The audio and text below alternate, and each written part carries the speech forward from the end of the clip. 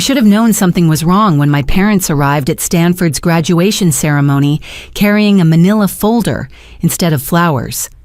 Standing there in my cap and gown clutching my computer science degree, I watched Dad's face twist with determination while Mom fidgeted nervously beside him. "Charity, we need to talk right now," Dad announced, pulling legal documents from the folder. "Sign these papers transferring your tech patents to Madison. She needs a future more than you do." When I refused, his face turned crimson with rage. He grabbed my diploma and ripped it clean in half, the tear echoing across the graduation lawn as my classmates gasped in horror. The confrontation exploded right there on the university grounds, with hundreds of other families witnessing our private nightmare become public humiliation. Madison stepped forward from behind our parents, her pregnant belly prominent beneath a flowing dress, tears streaming down her cheeks as she pleaded with me to understand her desperation.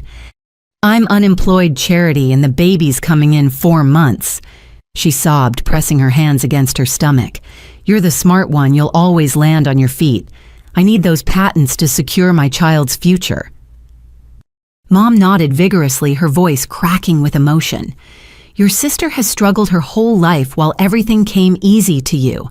Academic scholarships, research, grants, job offers. Madison needs this opportunity more than you ever will." I stared at them in disbelief, my mind racing to process this betrayal. "These are my innovations, my years of work. You can't just give them away because Madison made poor life choices." Dad's expression hardened as he stepped closer, lowering his voice to a threatening whisper. "We sacrificed everything for your education, young lady. The least you can do is help your sister when she needs it most." That's when Madison's husband, Jake, emerged from the crowd, his expensive suit and confident swagger immediately setting off alarm bells in my head. "Look, Charity, this doesn't have to be complicated. Madison deserves her share of the family's success. Your patents could set us all up for life." I felt my stomach drop as the pieces began falling into place. "How do you even know about my patents, Jake? I never told anyone outside my research team about the specific details." Madison's face flushed red as she exchanged a guilty glance with her husband. "Well, we might have done some research about your projects. Jake has connections in the tech industry, and we discovered how valuable your work could be." "Research?" I demanded, my voice rising despite the public setting. "You mean you've been investigating my private academic work behind my back?" Aunt Linda, who had traveled from Oregon for my graduation, stepped forward with confusion written across her face. "Wait a minute, Robert." She addressed my father. "Didn't you tell me last Christmas that you'd already spent Charity's college fund on Madison's wedding and that failed boutique business?" The color drained from Dad's face as family members began murmuring among themselves. Uncle Frank nodded grimly. "That's right, Linda. Robert borrowed $25,000 from me 2 years ago for Madison's business venture that went nowhere. Said he'd pay me back when Charity started earning her big tech salary." My world tilted as the truth crashed over me. They had been planning this for months, possibly years. Every family dinner conversation about my research, every seemingly innocent question about my patent applications had been intelligence gathering for this moment. "You spent my college fund," I whispered, feeling betrayed on a level I had never imagined possible. "The money Grandma left specifically for my education." Mom's composure finally cracked. "Madison needed help starting her married life, and we knew you'd get scholarships anyway. You're so brilliant, we figured you wouldn't need the money like she would." The favoritism that had shaped my entire childhood suddenly came into sharp focus. Madison's mistakes had always been excused while my achievements were expected. Her failures required family bailouts while my successes were taken for granted. Professor Martinez, my thesis advisor, approached our group with concern etched on his face. "Charity, is everything all right? The graduation reception is starting and several tech recruiters specifically asked to meet with you." Jake's eyes lit up with opportunity. "Actually, Professor, we were just discussing Charity's future plans. Her family thinks it might be better if she focused on collaborative projects rather than individual patent ownership." I felt a surge of protective anger. These people were trying to manipulate not just me, but everyone around me. Professor Martinez, my family is trying to pressure me into signing away my intellectual property rights. They have no legal claim to my work. Dad's face contorted with rage at my public defiance. After everything we've done for you, this is how you repay us. Your sister is pregnant and desperate, and you're worried about paperwork. The manipulation was breathtaking in its audacity. They were using Madison's pregnancy, family loyalty, and public pressure to coerce me into surrendering years of innovative research. The patents represented breakthrough algorithms for renewable energy optimization, mobile security protocols, and artificial intelligence-assisted medical diagnostics. These weren't just valuable intellectual property, they were potentially life-changing innovations. As graduation families continued walking past our heated argument, I realized this confrontation had been carefully orchestrated. The timing, the public setting, the emotional manipulation, even Jake's presence with his tech industry knowledge. This wasn't a spur-of-the-moment family discussion. This was a coordinated campaign to defraud me of my life's work. I drove back to my apartment in Palo Alto with my hands shaking on the steering wheel, the torn pieces of my diploma scattered across the passenger seat like confetti from the worst celebration imaginable. My mind kept replaying the graduation confrontation, trying to understand how my own family had transformed into strangers, willing to destroy me for money. When I climbed the stairs to my second-floor unit, something felt wrong immediately. The deadbolt was unlocked, though I distinctly remembered securing it before leaving for graduation. My key turned too easily in the handle, and the door swung open to reveal my worst nightmare. Madison sat at my kitchen table with file folders spread everywhere, while Jake hunched over my laptop computer, frantically photographing documents with his smartphone. My private research files, patent applications, and technical diagrams covered every surface of my small dining area. "What the hell are you doing in my apartment?" I demanded, slamming the door behind me hard enough to rattle the windows. Madison jumped up from her chair, her face flushing guilty crimson. "Charity, you're back early. We were just trying to understand the scope of your work so we could help you make better decisions about your future." "Help me." I laughed bitterly, surveying the violation of my privacy. "By breaking into my home and stealing my research, how did you even get inside?" Jake continued photographing documents without looking up, his fingers flying across his phone screen. "Madison had a spare key made months ago when she was helping you move furniture. We're not stealing anything, just documenting what already belongs to the family." I lunged forward and slammed my laptop shut, nearly catching Jake's fingers in the process. "Nothing here belongs to the family. These are my innovations created during my graduate research using my own intellectual labor." Madison started crying again, her pregnancy hormones amplifying every emotion. "You don't understand the pressure we're under, Charity. Jake's company is downsizing and we can't afford the baby expenses on my part-time retail salary. We discovered your patents could be worth millions, enough to secure our entire family's future." "How exactly did you discover that information?" I demanded, gathering my scattered papers and clutching them protectively against my chest. "These technical specifications aren't exactly casual reading material." Jake finally looked up from his phone with a smugness that made my skin crawl.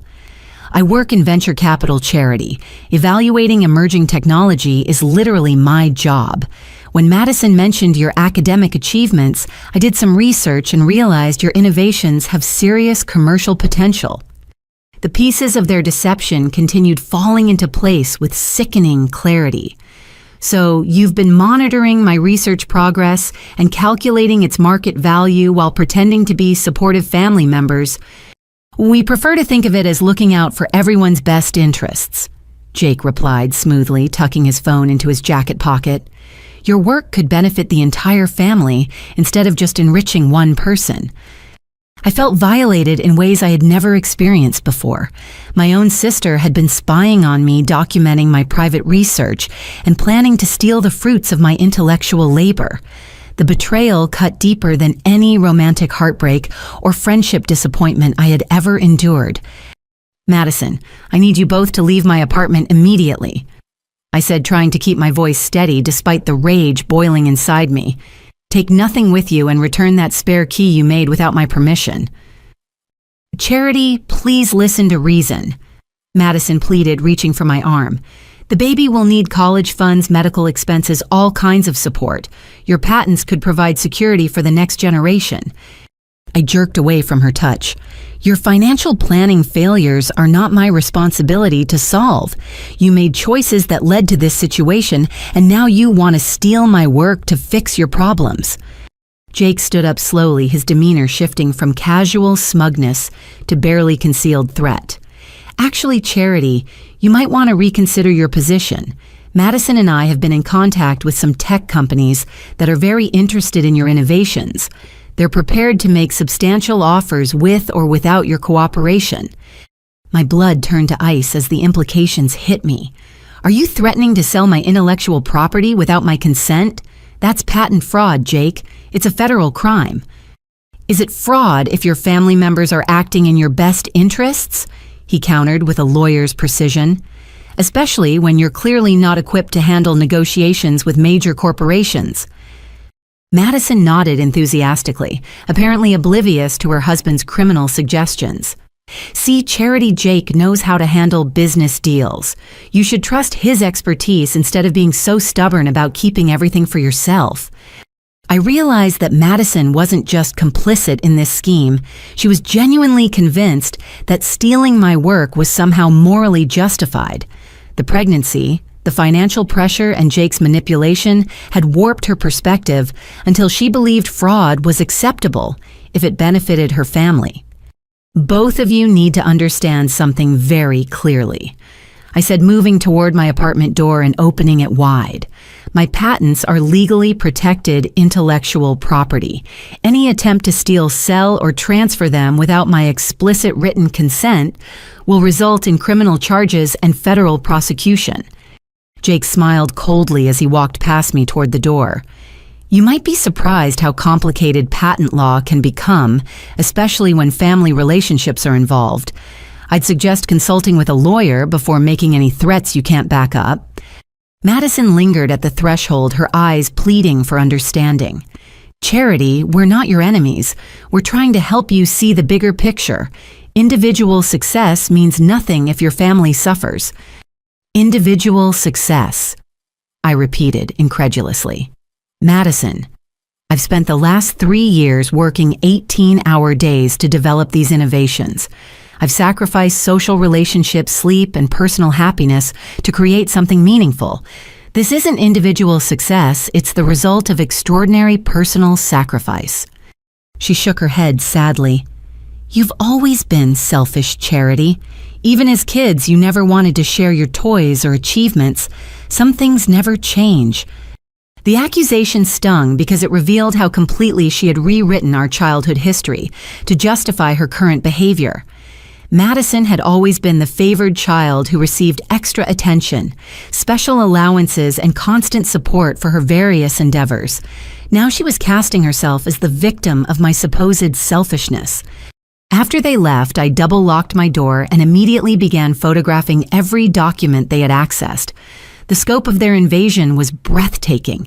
They had rifled through my personal files, research notes, patent applications, technical diagrams, and even my private correspondence with professors and potential employers.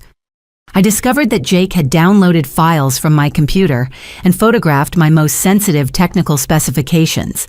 They now possessed enough information about my innovations to potentially file competing patent applications or sell my ideas to corporate competitors. The realization hit me like a physical blow. My own family had orchestrated a sophisticated intellectual property theft operation, using emotional manipulation and family access to steal my life's work. The graduation ambush hadn't been an impulsive demand for sharing. It had been the culmination of months of planning, surveillance, and preparation for fraud. I sat on my couch surrounded by scattered papers, trying to process the magnitude of the betrayal. My patents covered breakthrough algorithms for renewable energy optimization that could revolutionize solar panel efficiency. My mobile security protocols addressed critical vulnerabilities in smartphone privacy protection. My artificial intelligence-assisted medical diagnostic system could help doctors identify diseases earlier and more accurately than current technology allowed. These innovations represented not just potential wealth, but genuine contributions to human welfare and technological progress. Madison and Jake wanted to steal them for personal financial gain, apparently without any consideration of the broader implications or the years of work they represented. As I organized my violated files, I began planning my counterattack. If my family wanted to play hardball with my intellectual property, they were about to discover that I was far better equipped for that battle than they had imagined. The next morning, I called in sick to my research assistant position and drove straight to downtown San Francisco to meet with Sarah Chen, the intellectual property attorney who had helped me file my original patent applications. Her office occupied the 32nd floor of a gleaming high-rise with panoramic views of the Bay Area that normally would have impressed me. Today, I barely noticed the scenery. Sarah listened to my account of the graduation confrontation and apartment invasion, with growing alarm taking detailed notes on her legal pad, while occasionally asking clarifying questions about dates and specific actions. "Charity, this situation is more serious than family drama," she said when I finished my story. "What you're describing sounds like organized patent theft with possible corporate backing." She pulled up several files on her computer screen and frowned at what she discovered. "I need to show you something disturbing.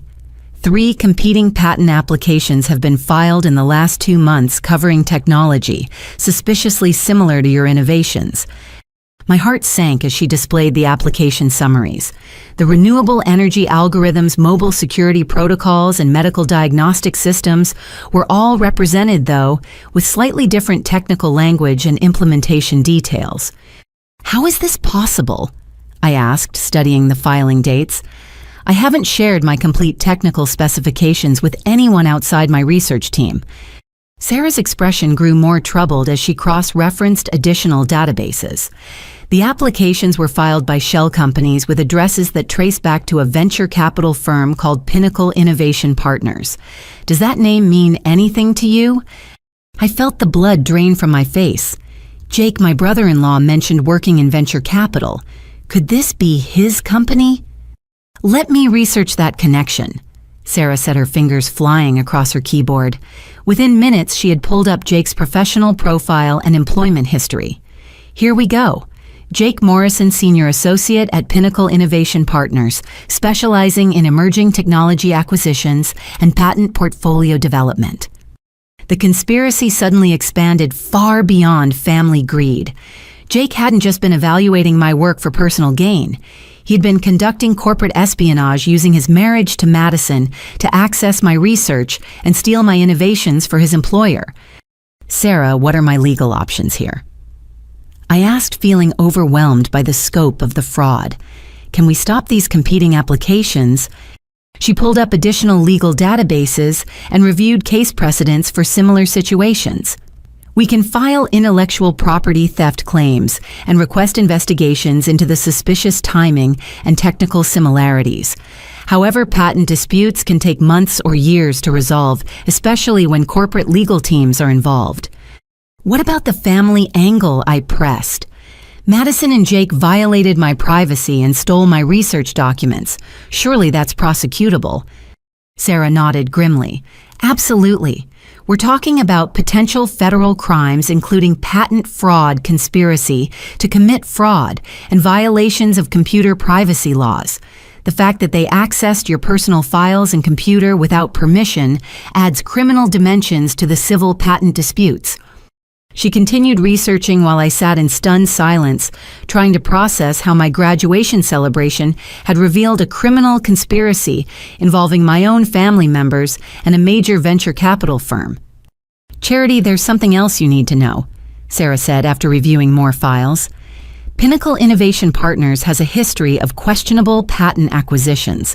They've been involved in at least 6 other cases where recent graduates accuse them of stealing university research through various deceptive practices. So this isn't their first time targeting young inventors.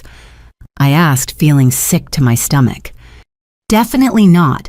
They appear to specialize in identifying promising innovations from graduate students and recent graduates, then using various pressure tactics to acquire the patents at below market value or outright steal the technology. Sarah printed out several case studies and handed them to me. The pattern was remarkably consistent. Pinnacle would identify valuable research through industry connections, academic contacts, or family relationships. They would then apply pressure through financial offers, legal threats, or personal manipulation to acquire the patents for far less than their actual worth. In most previous cases, the young inventors eventually settled rather than fight extended legal battles, Sarah explained. Pinnacle banks on the fact that recent graduates typically lack the resources for prolonged litigation against a well-funded corporation. I studied the case files with growing anger. These weren't isolated incidents of corporate opportunism. This was a systematic pattern of intellectual property theft targeting vulnerable young innovators who had invested years developing breakthrough technologies. What makes my situation different from these previous cases? I asked. Sarah smiled for the first time during our meeting. Several factors work in your favor. First, you documented the theft meticulously, including the family members' admission of their intentions. Second, your patents are extremely valuable, making the potential damages substantial enough to justify major litigation. Third, you have clear evidence of premeditation and conspiracy. She pulled up financial databases and showed me preliminary patent valuations. Charity, based on similar innovations and current market demand, your complete patent portfolio could be worth anywhere from $60 to $90 million in licensing agreements and acquisition offers. The number hit me like a physical blow. I had known my work was valuable, but seeing the actual figures made the scope of the attempted theft even more staggering. That's why Pinnacle is so aggressive about acquiring your patents, Sarah continued. Even if they pay you $5 or $10 million, they stand to profit enormously from licensing your innovations to major tech companies. So Jake and Madison were planning to steal intellectual property worth potentially $90 million. I asked, still struggling to comprehend the magnitude. It appears that way. And based on the legal documents you described them carrying at graduation, they were hoping to pressure you into signing over your rights voluntarily, which would have made their theft technically legal. Sarah leaned back in her chair and studied me carefully. Charity, you have a choice to make.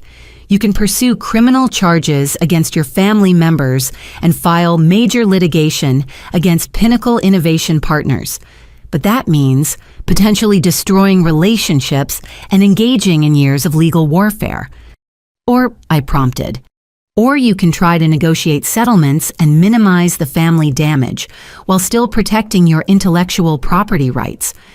The choice depends on how important justice is to you versus preserving family relationships. I thought about Madison's tears, my parents' financial desperation, and Jake's smug confidence that I wouldn't fight back.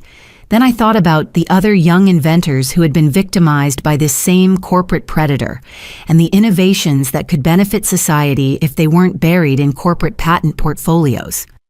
Sarah, I want to fight, not just for my own patents, but to expose this pattern of theft and protect other inventors from being victimized. She nodded approvingly. I was hoping you'd say that. We'll start by filing injunctions to prevent any further use of your stolen research, then build comprehensive cases for both criminal prosecution and civil damages. What should I expect in terms of retaliation? I asked. Jake seemed confident that they could pressure me into compliance. Sarah's expression grew serious. Corporate intellectual property theft often involves intimidation tactics designed to discourage legal action. You should expect threats, pressure from family members, and possibly attempts to discredit your work or character. So this is going to get worse before it gets better. Almost certainly. But Charity, you have something most of their previous victims lacked. Your work is genuinely revolutionary, your documentation is thorough, and your resolve seems strong. Those advantages could make the difference between justice and another corporate theft going unpunished. As I left Sarah's office with copies of legal filings and strategic recommendations, I realized that my family's graduation ambush had been just the opening move in what would become a much larger battle. The question was whether I had the strength to see it through to the end. I woke up the next morning to 17 missed calls and 43 text messages, all received between 6 and 7 a.m., while my phone was on silent mode. The message previews visible on my lock screen made my stomach clench with dread. "Call me immediately," from Dad. "Major development with your patents," from Jake. "Emergency family meeting today," from Mom. "You need to see this offer," from Madison. I poured myself coffee and opened the first email in my inbox, which contained a formal acquisition proposal from Megatech Industries, with a letterhead featuring their distinctive blue logo and corporate headquarters address in Seattle. The opening paragraph made my hands tremble as I read. "Dear Ms. Charity Williams, Megatech Industries is prepared to offer $22 million for the complete acquisition of your renewable energy optimization algorithms, mobile security protocols, and artificial intelligence medical diagnostic patents, along with all associated intellectual property rights and future development potential." $22 million. The number seemed surreal, even though Sarah had warned me that my patents were worth much more. Seeing an actual corporate offer made the value of my work suddenly tangible in a way that abstract valuations hadn't achieved. The acquisition terms were detailed and professional, covering licensing agreements, development timelines, and integration with Megatech's existing technology platforms. Everything appeared legitimate until I reached the final paragraph, which mentioned that Megatech had been contacted by family representatives acting on your behalf to facilitate these negotiations. My phone rang immediately as I finished reading the offer. Madison's name appeared on the caller ID, and I reluctantly answered on the fourth ring. "Charity, isn't this incredible?" she gushed without any greeting. $22 million. "We're going to be rich beyond our wildest dreams. Jake says we should accept the offer immediately before they change their minds." I repeated sharply. "Madison, this offer is addressed to me personally. There's no we involved in my patent ownership." "Don't be ridiculous," she replied, her voice taking on the whining tone I remembered from childhood arguments. "I contacted Megatech months ago to let them know about your innovations. This offer exists because of my initiative and Jake's industry connections." The betrayal hit me like a physical blow. "You contacted them months ago, Madison. You've been shopping my research to corporations behind my back. I prefer to think of it as helping my brilliant sister reach her full potential," she said defensively. "You're terrible at business negotiations, Charity. You would have undersold your work or gotten taken advantage of by corporate sharks." I couldn't believe the audacity of her rationalization. She had violated my privacy, stolen my research, and conducted unauthorized negotiations with my intellectual property, then presented herself as my helpful advocate. "Madison, what you did is called patent fraud. It's a federal crime punishable by massive fines and prison time." "Oh, please," she laughed dismissively. "We're family. I was looking out for your interests while you were buried in your academic bubble. Jake says family members can represent each other in business dealings." My doorbell rang insistently, followed by heavy knocking. Through the peephole, I could see my parents standing on the porch with Jake hovering behind them, all three looking agitated and determined. "I have to go, Madison. Don't contact any more companies about my work." "Wait, Charity," Jake negotiated a finder's fee arrangement with Megatech. "Since I initiated contact and facilitated the deal, we're entitled to 10% of the acquisition price. That's $2.2 million for our family's contribution." I hung up on her and reluctantly opened the front door. Dad pushed past me without invitation, his face flushed with excitement and barely contained greed. "Charity, we need to discuss this Megatech offer immediately," he announced, settling himself on my couch like he owned the place. $22 million could solve all our family's financial problems and set everyone up for life. Mom perched nervously on the edge of my reclining chair, wringing her hands while Jake stationed himself near the kitchen with his phone out, apparently ready to document our conversation. "This isn't a family decision, Dad," I said, firmly remaining standing near the door. "The offer is for my patents, which I own individually." "Don't be naive, Charity," Jake interjected smoothly. "Family wealth benefits everyone. Your parents sacrificed to support your education. Madison provided the industry connections that generated this offer, and I contributed the business expertise to structure the negotiations properly." "What negotiations?" I demanded. "I never authorized anyone to represent me in discussions with Megatech or any other corporation." Dad waved dismissively. "Details, details. The important thing is securing this incredible opportunity before it disappears. Jake says corporate offers like this are time-sensitive and could be withdrawn if we delay too long." The manipulation was breathtaking in its scope and coordination. They had conducted unauthorized negotiations, claimed credit for generating the offer, demanded substantial finder's fees, and were now pressuring me to accept terms I had no part in creating. "I want to understand something very clearly," I said, looking directly at Jake. "How exactly did you facilitate contact with Megatech? I never told anyone outside my research team about the specific technical details of my innovations." Jake's confident expression faltered slightly. "Madison mentioned your academic achievements during family conversations. I recognized the commercial potential and reached out to appropriate industry contacts to explore opportunities." "Industry contacts," I repeated slowly. "Jake, do you work for companies that compete with Megatech or do business with them?" "I work for Pinnacle Innovation Partners," he said carefully. "We occasionally collaborate with various tech companies on patent acquisition and development projects." The final piece of the puzzle clicked into place with sickening clarity. Jake worked for the same venture capital firm that had filed competing patent applications using my stolen research. He had been conducting corporate espionage while masquerading as family support. "Mom, Dad." "Oh," I said, turning to address my parents directly. "Jake's company has filed patent applications stealing my innovations. The Megatech offer isn't a legitimate business opportunity. It's part of a criminal conspiracy to defraud me of my intellectual property."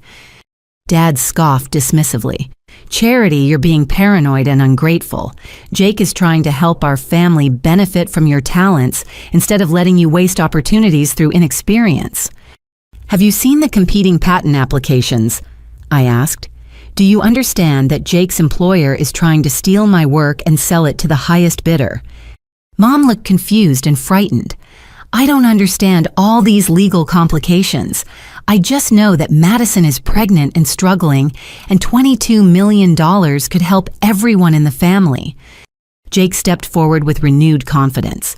"Charity, you're overcomplicating a straightforward business opportunity. Megatech is offering excellent terms for your innovations. My involvement simply ensured that you received appropriate market value instead of being exploited by corporate negotiators." "Appropriate market value?" I laughed bitterly. "Jake, my patent attorney, estimates my complete portfolio is worth $60 to $90 million in licensing agreements. Your Megatech offer represents a fraction of the actual value." The room fell silent as the financial implications sank in. Dad's face went pale as he realized the scope of the money involved. Mom's hands flew to her mouth in shock. "60 to 90 million, Dad whispered. "Charity, are you certain about those numbers?" Jake quickly interjected before I could respond. "Patent attorneys always inflate valuations to justify their fees. $22 million is an excellent offer for unproven technology from a recent graduate." "Unproven," I snapped. "Jake, my renewable energy algorithms have already been tested by 3 major solar manufacturers. My security protocols are being evaluated by smartphone companies. My medical diagnostic system has shown 96% accuracy in clinical trials. This technology isn't theoretical, it's ready for commercial implementation." Dad looked back and forth between Jake and me, clearly trying to process the conflicting information. "So you're saying we might be leaving $60 or $70 million on the table by accepting this offer?" "We're not leaving anything on the table," I corrected firmly. "I own these patents individually. Any decisions about licensing or acquisition are mine alone to make." Jake's mask finally slipped, revealing the calculating corporate operative beneath the helpful family member facade. "Actually, Charity, you might want to consider the legal implications of rejecting this offer. Megatech has substantial resources and experienced legal teams. Fighting them could cost you more than accepting their terms." The threat was thinly veiled but unmistakable. Accept the lowball offer or face corporate retaliation through protracted legal warfare. "Is that a threat, Jake?" I asked evenly. "It's realistic business advice," he replied coldly. "Young inventors who overestimate their negotiating position often end up with nothing when they're too stubborn to accept reasonable offers." I realized that this entire meeting had been orchestrated to pressure me into accepting terms that would enrich Jake's company while leaving me with a fraction of my innovation's actual worth. The family relationships, the financial pressure, even Madison's pregnancy were all being weaponized to coerce my compliance. "I need everyone to leave my apartment immediately," I announced, moving to open the front door. "Any future communication about my patents needs to go through my attorney." Dad stood up reluctantly, his face showing confusion and disappointment. "Charity, we're trying to help you make smart financial decisions. Don't let pride cost you this incredible opportunity." "This isn't about pride, Dad. It's about preventing the theft of my life's work by criminals who are manipulating our family relationships to commit fraud." As they filed out, Jake paused at the threshold and looked back with cold calculation in his eyes. "Charity, you should understand that rejecting legitimate business offers can have consequences. I'd hate to see you end up like other inventors who thought they were smarter than the market." After I locked the door behind them, I sat down with the Megatech offer and began analyzing every detail with new understanding. The acquisition terms weren't just unfavorable. They were specifically structured to transfer maximum value to Megatech while leaving me with minimal ongoing rights or royalties. I called Sarah Chen immediately and read her the complete offer over the phone. Her response confirmed my worst suspicions. "Charity, this offer is deliberately structured to undervalue your patents while eliminating your future earning potential. The $22 million looks impressive, but it represents maybe 25% of your innovation's actual worth." "So Jake was right that it's better than nothing?" I asked. "Only if nothing were your alternative," Sarah replied grimly. "But you have multiple options, including much more lucrative licensing agreements that would preserve your ongoing rights and royalties." As I hung up the phone, I realized that my family's graduation ambush had been just the opening move in a sophisticated corporate theft operation.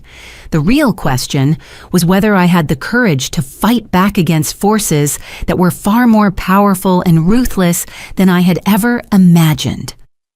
I spent the next 3 days researching Megatech Industries and Pinnacle Innovation Partners, diving deep into corporate filings, executive profiles, and public records that painted a disturbing picture of systematic patent manipulation. What I discovered made my family's betrayal seem like amateur hour compared to the sophisticated criminal enterprise behind it.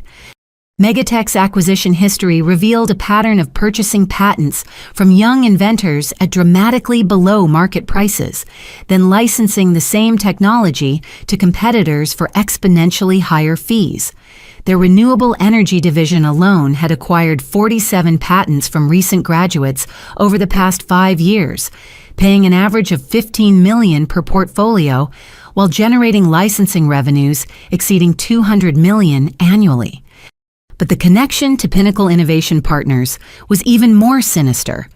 Corporate filings showed that Jake's venture capital firm operated as a front company for Megatech's patent acquisition operations, identifying promising innovations through university partnerships, family connections, and industry contacts before orchestrating pressure campaigns to force below-market sales.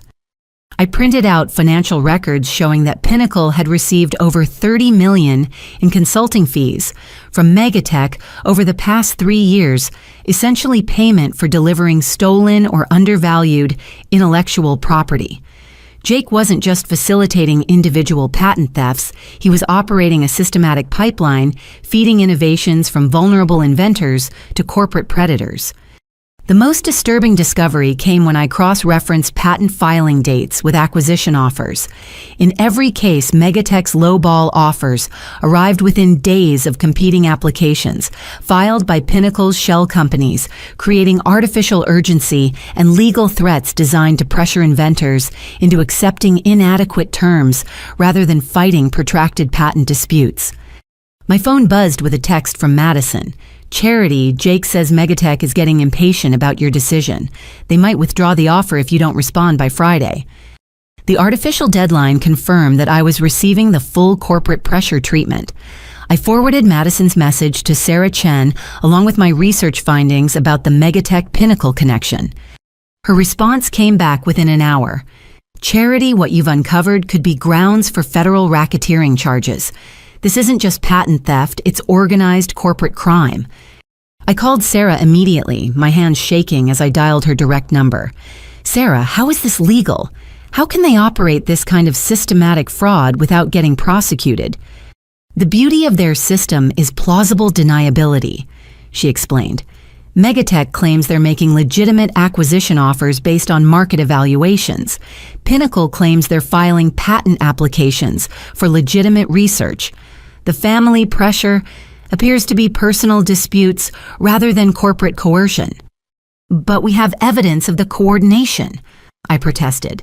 "Jake works for Pinnacle, they filed competing applications using my stolen research, and Megatech's offer came immediately after the family pressure campaign." "Exactly. Which means you're in a unique position to expose the entire operation. Most previous victims didn't understand the corporate connections or have evidence of the coordination between companies." Sarah explained that federal prosecutors had been investigating similar patent manipulation schemes, but lacked sufficient evidence to prove criminal conspiracy. My case could provide the missing links needed to bring down the entire network. "What would that involve?" I asked, feeling both excited and terrified by the implications. "Full cooperation with federal investigators, detailed documentation of every interaction with family members and corporate representatives, and willingness to testify in criminal proceedings against everyone involved." The prospect of sending my own family members to federal prison made my stomach churn, even knowing they had betrayed me for corporate profit. "Sarah, what about Madison and my parents? Are they facing serious criminal charges?" "That depends on how much they knew about the corporate conspiracy. If they were unwitting pawns being manipulated by Jake, prosecutors might offer immunity in exchange for cooperation. If they were knowing participants in patent fraud, they could face substantial prison sentences." I realized I needed to understand exactly how deep my family's involvement went before deciding how far to pursue criminal charges. The thought of Madison's baby being born while she served time in federal prison was almost unbearable regardless of her role in the theft attempt. That evening, I drove to my parents' house in Fremont for what I knew would be a confrontational family meeting.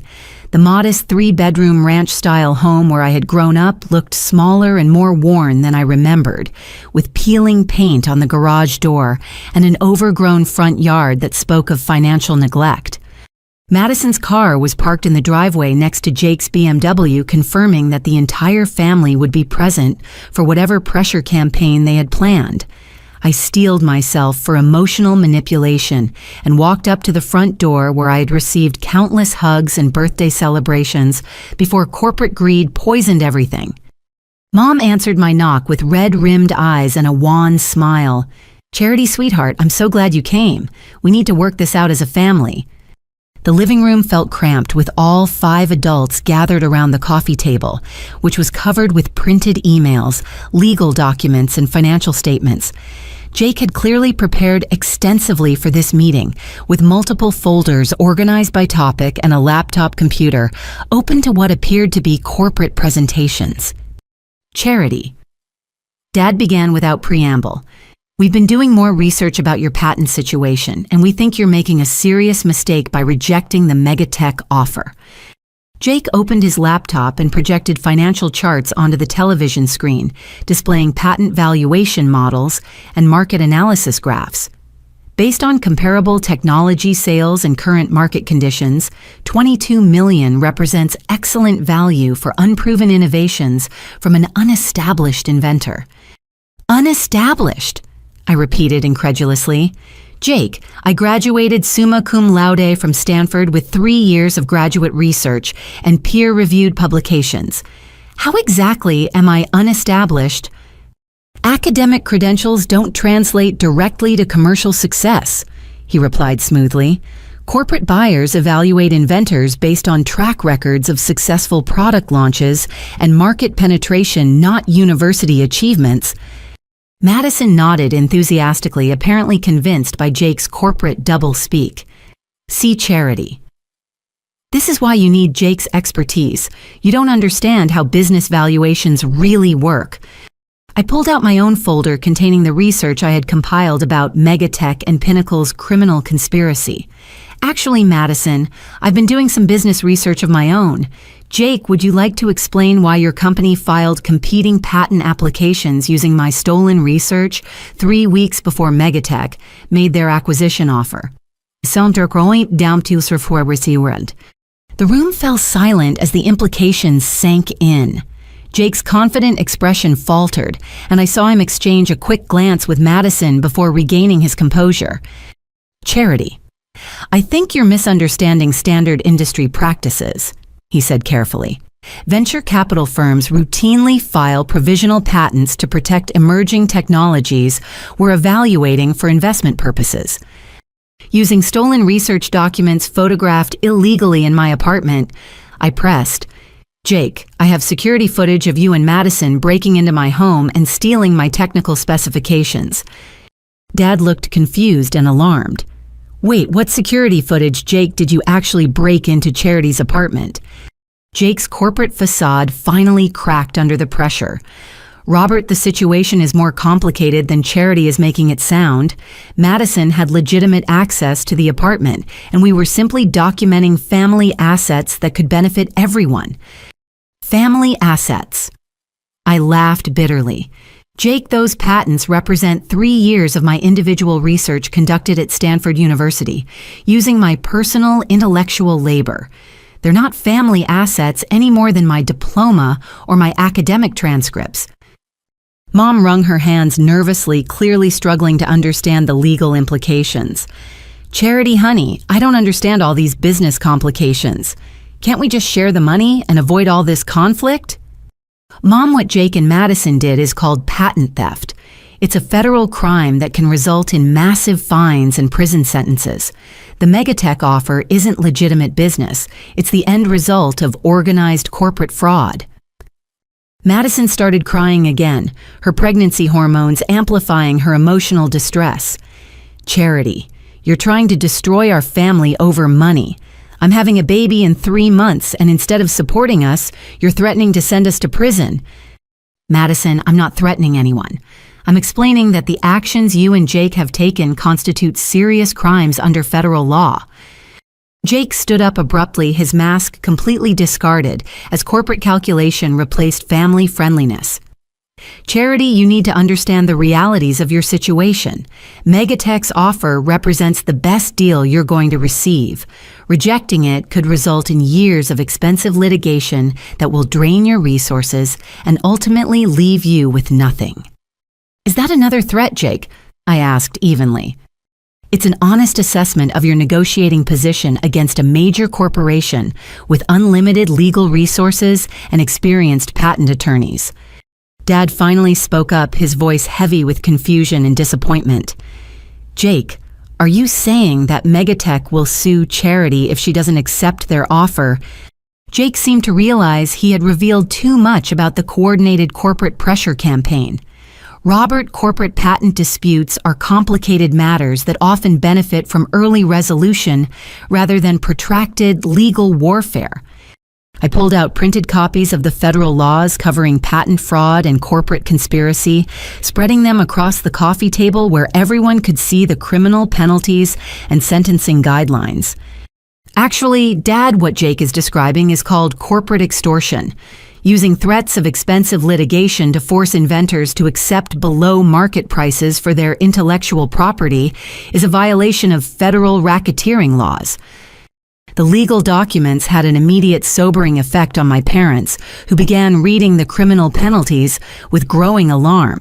Prison sentences of 5 to 20 years for patent fraud conspiracy, fines of up to $5 million per violation, and seizure of all assets derived from criminal activities.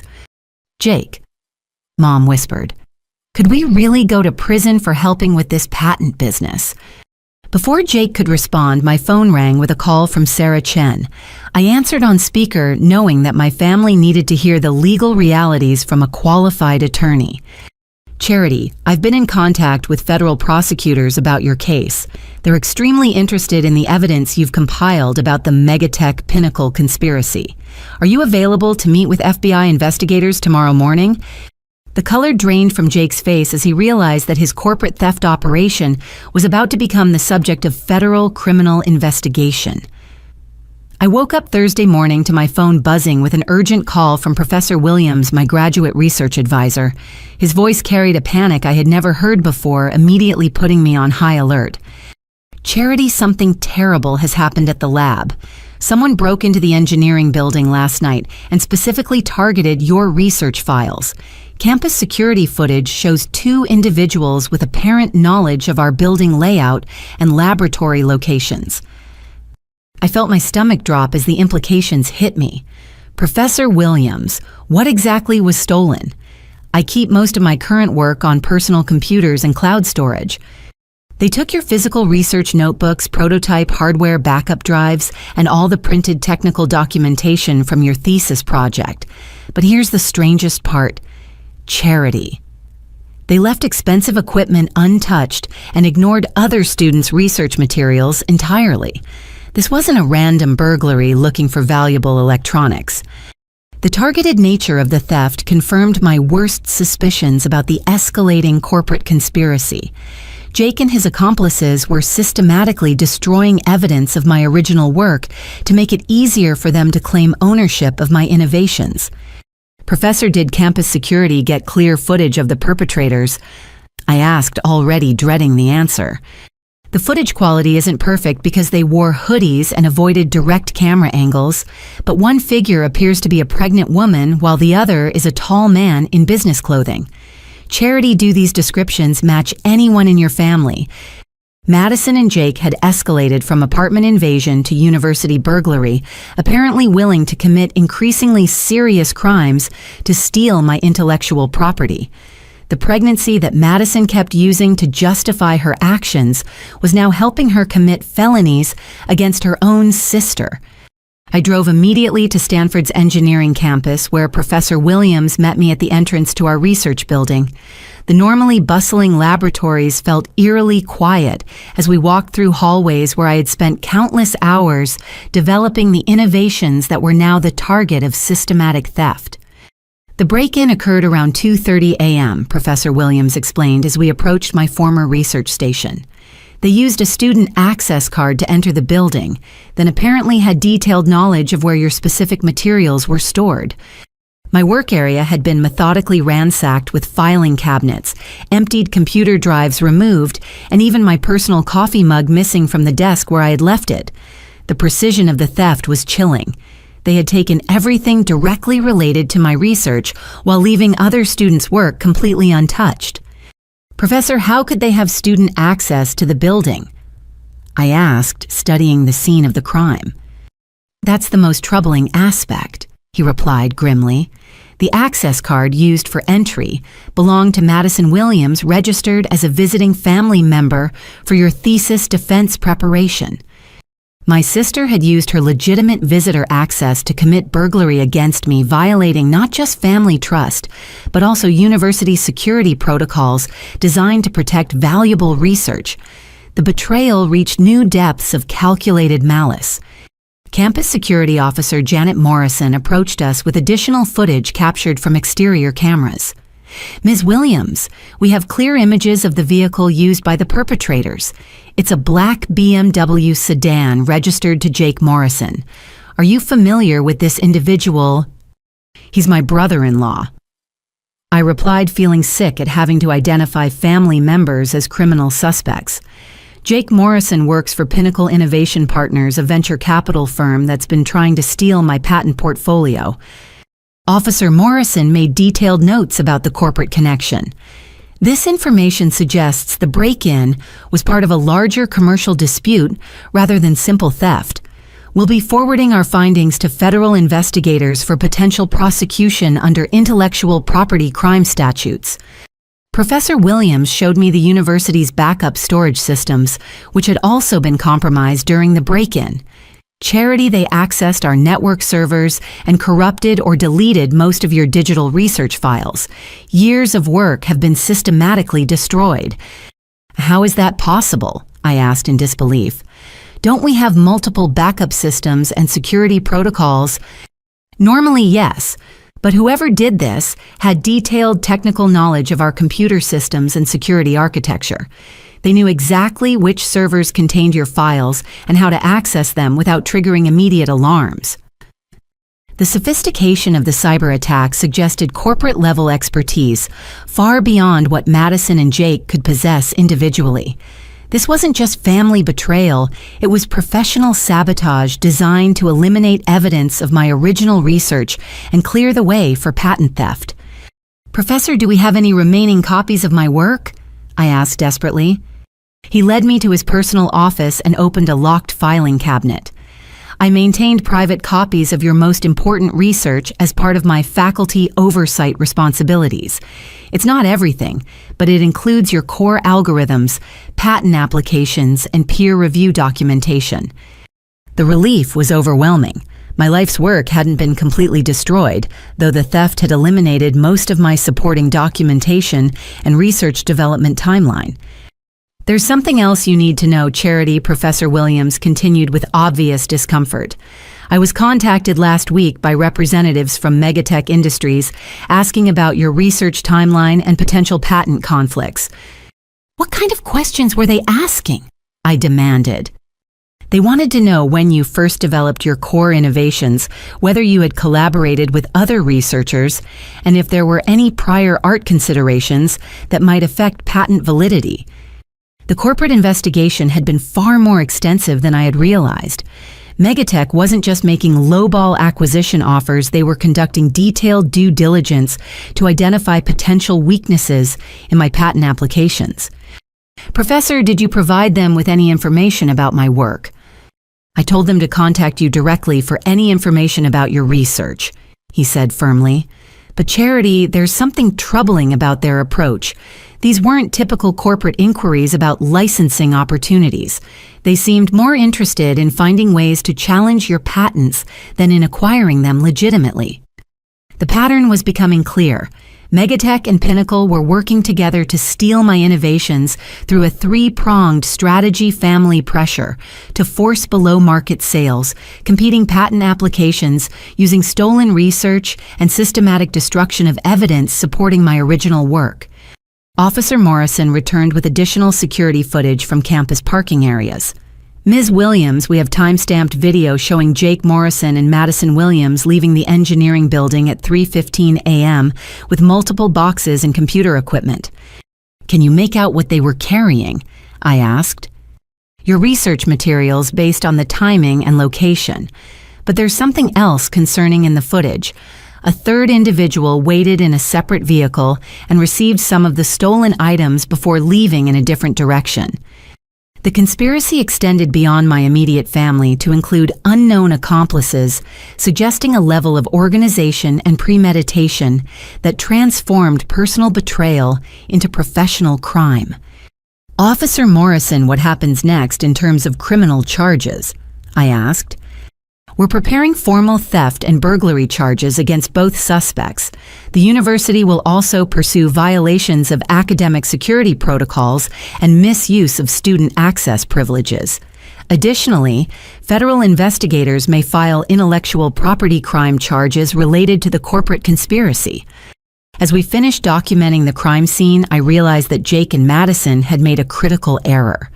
Their desperation to steal my work had led them to commit obvious felonies with clear evidence trails and multiple witnesses. Instead of weakening my legal position, their criminal actions had provided prosecutors with compelling evidence of organized corporate fraud. Professor Williams walked me to my car with the recovered research files secured in a locked briefcase. Charity. I've been advising graduate students for 23 years, and I've never seen anything like this situation.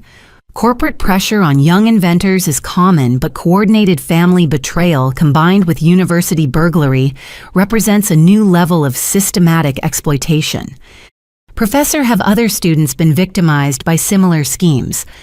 Not to this extent, but I've had several graduates report family pressure to share or sell their innovations at below market prices. It appears that corporations like Megatech have learned to exploit family relationships as leverage against individual inventors.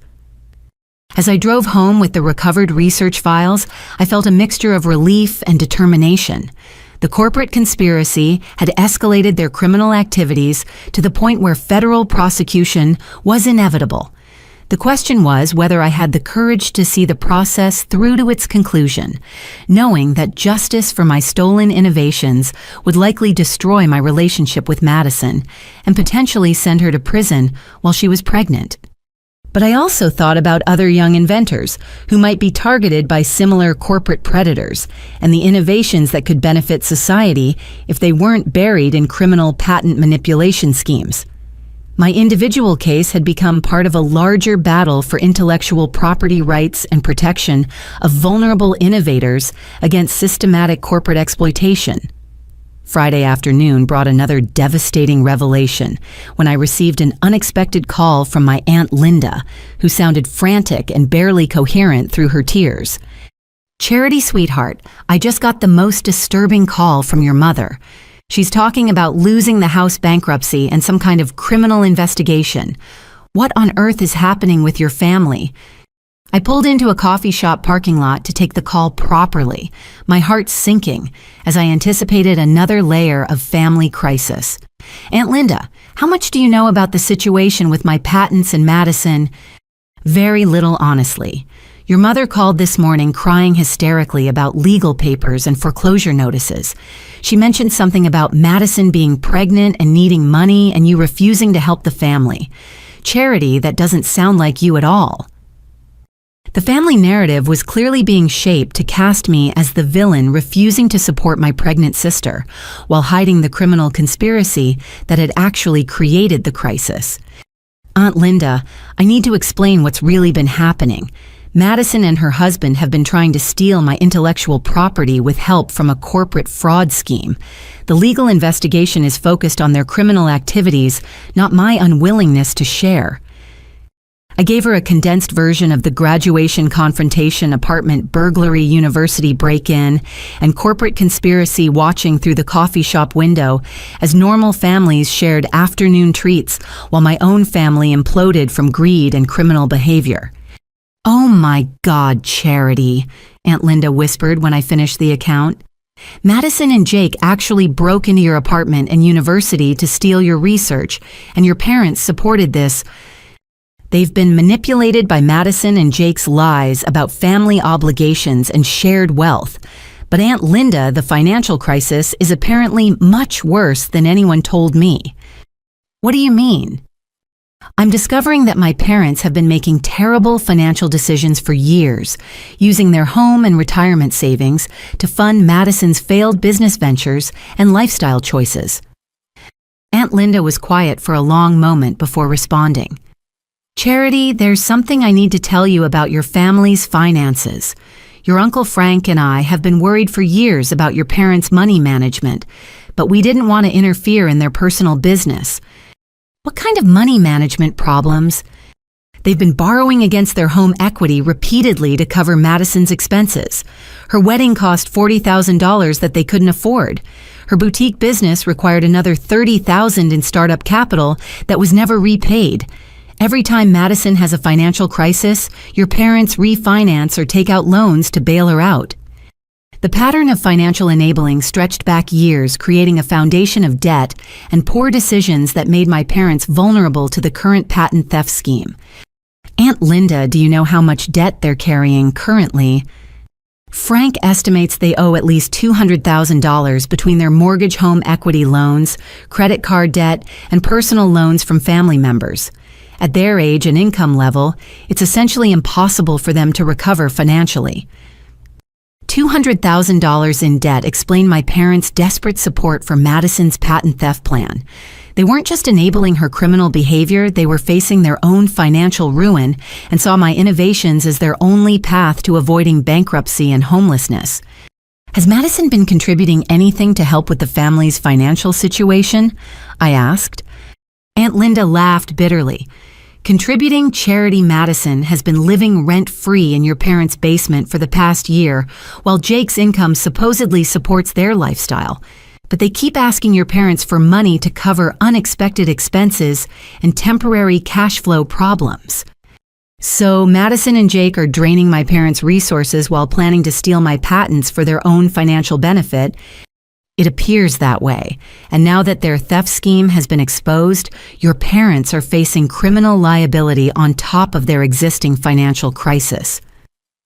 I felt overwhelmed by the scope of the disaster that greed and criminal behavior had created for my entire family. Even if criminal charges were dropped or reduced, the financial damage seemed irreversible. Aunt Linda, what are my parents' realistic options at this point? Bankruptcy is probably inevitable unless they receive substantial financial assistance. At their ages, they can't generate enough income to service their existing debt load, especially if legal bills are added to their expenses.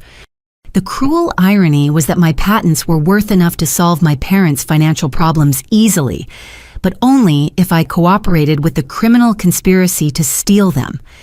Refusing to be victimized meant watching my family face financial ruin as a consequence of their own poor decisions and criminal choices. That evening, I drove to my parents' house for what I knew would be an emotionally devastating confrontation about their financial situation and criminal liability. The driveway was crowded with cars, suggesting that extended family members had gathered for what was probably a crisis intervention meeting. Uncle Frank met me at the front door with a grim expression. "Charity, I'm glad you came. Your parents need to understand the reality of their situation both financially and legally." The living room was packed with family members I hadn't seen in months: Aunt Linda, Uncle Frank, my cousin Sarah, and Madison's mother-in-law, Patricia, who had apparently been kept informed about the patent theft scheme.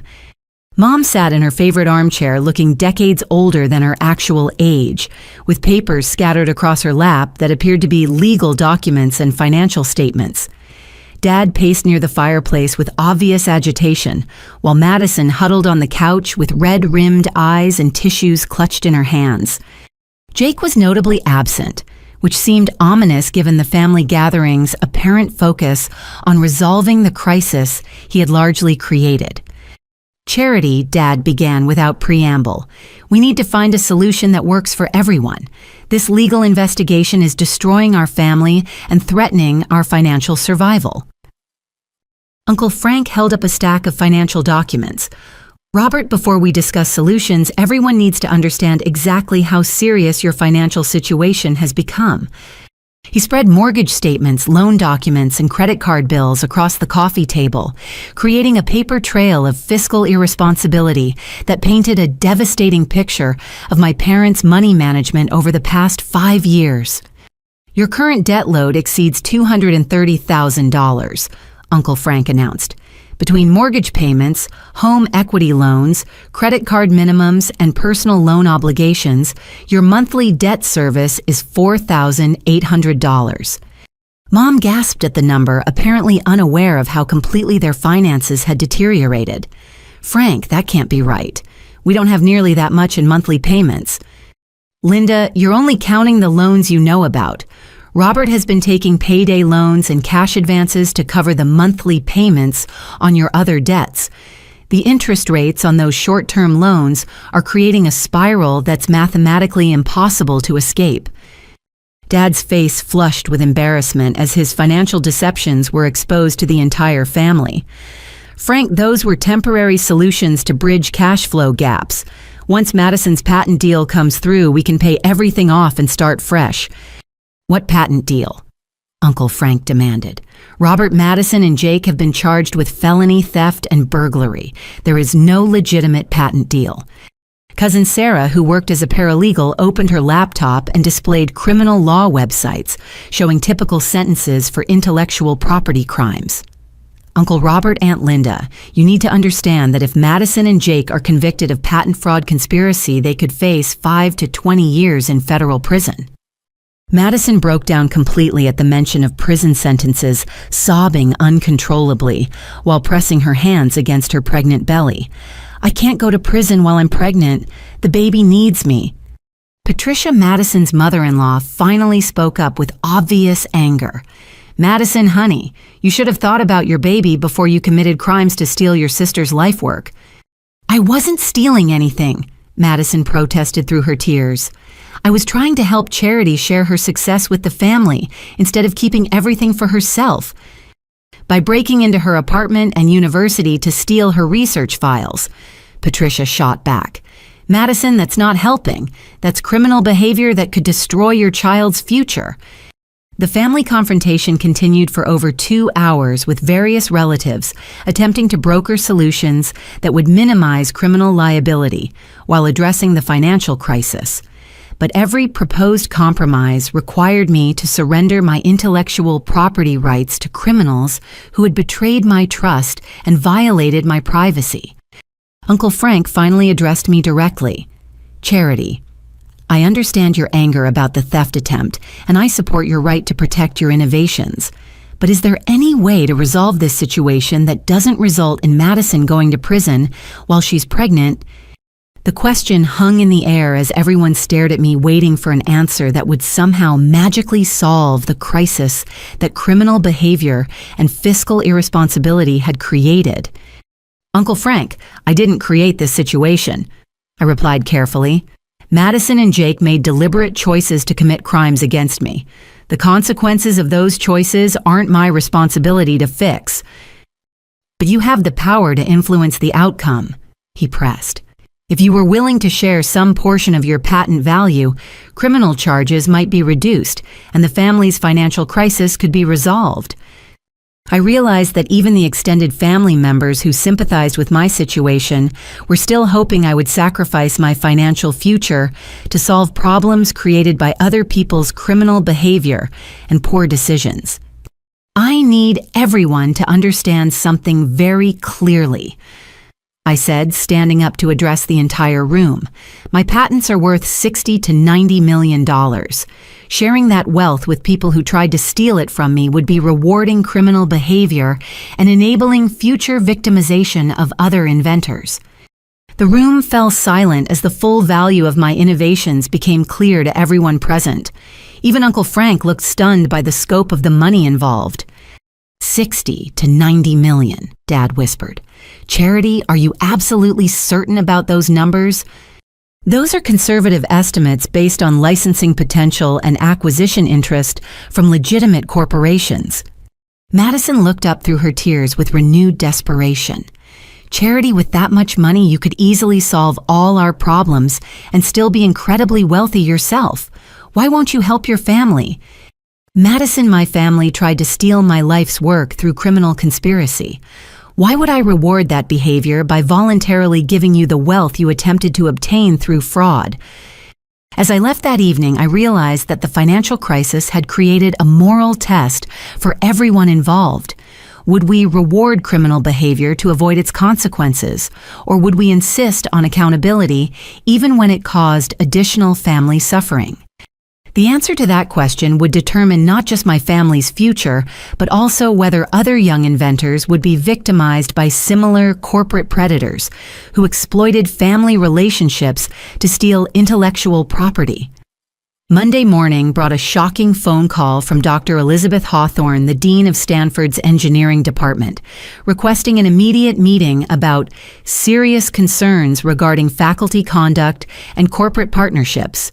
Her formal tone suggested that my patent theft case had exposed problems extending far beyond my individual situation. I arrived at her office to find Professor Williams already seated across from her massive mahogany desk, looking uncomfortable and avoiding eye contact. The atmosphere felt tense, like the moment before a major academic disciplinary hearing. Ms. Williams. Dean Hawthorne began without preamble.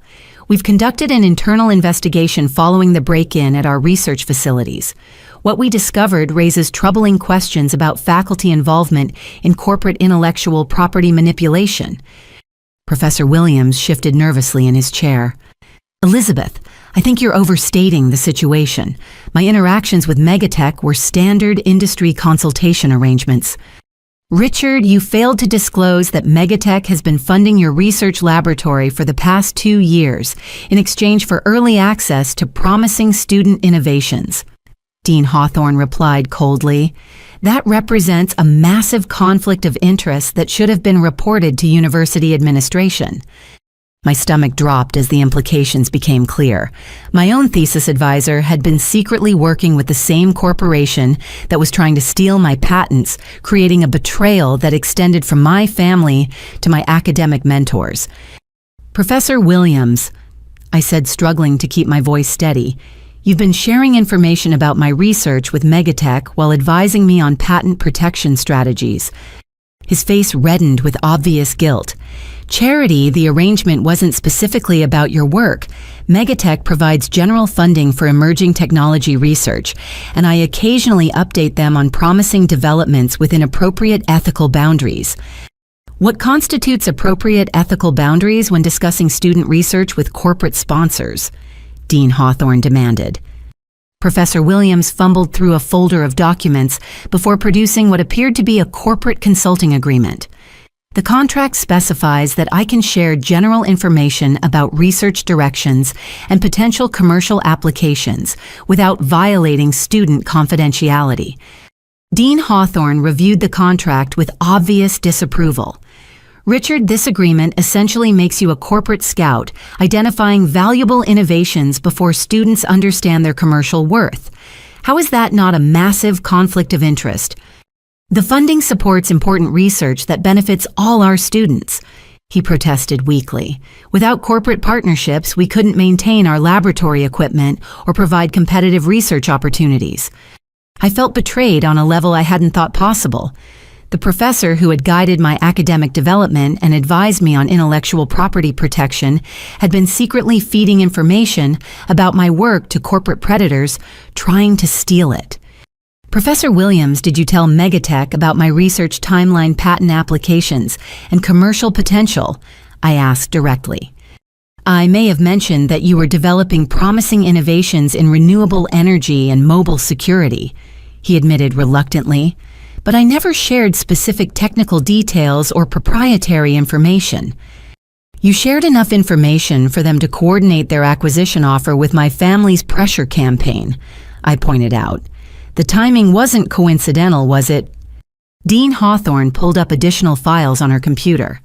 Ms. Williams, our investigation revealed that Professor Williams has had similar consulting arrangements, affecting at least 12 other graduate students over the past 3 years. In several cases, promising innovations were acquired by Megatech at below market prices shortly after students completed their thesis research. 12 other students, I repeated in disbelief. Professor Williams, you've been systematically betraying students' intellectual property rights for corporate consulting fees. That's an unfair characterization, he protested.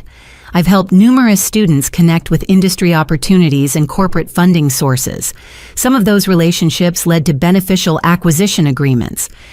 Beneficial for whom? Dean Hawthorne demanded. Richard, we have documentation showing that Megatech acquired patents worth over $200 million from Stanford graduate students, paying an average of $12 million per portfolio. Those students were systematically undercompensated for innovations that generated massive corporate profits. The scope of the academic betrayal was staggering. My situation wasn't an isolated incident of corporate opportunism, but part of a systematic exploitation network that used faculty relationships to identify and steal student innovations. Dean Hawthorne, what's being done to protect current students from similar exploitation? I asked.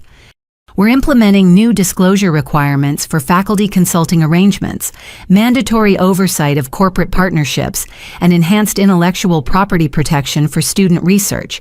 Additionally, we're cooperating with federal investigators who are examining similar patterns at other universities. Professor Williams looked increasingly desperate as his academic career imploded around him. Elizabeth, you're destroying my reputation over standard industry consulting practices. Every major research university maintains corporate partnerships. Not every professor uses those partnerships to systematically exploit student innovations for personal financial gain. She replied sharply, Richard, your consulting fees from Megatech exceed $200,000 over the past 2 years. You've been profiting directly from information about student research that you're supposed to protect.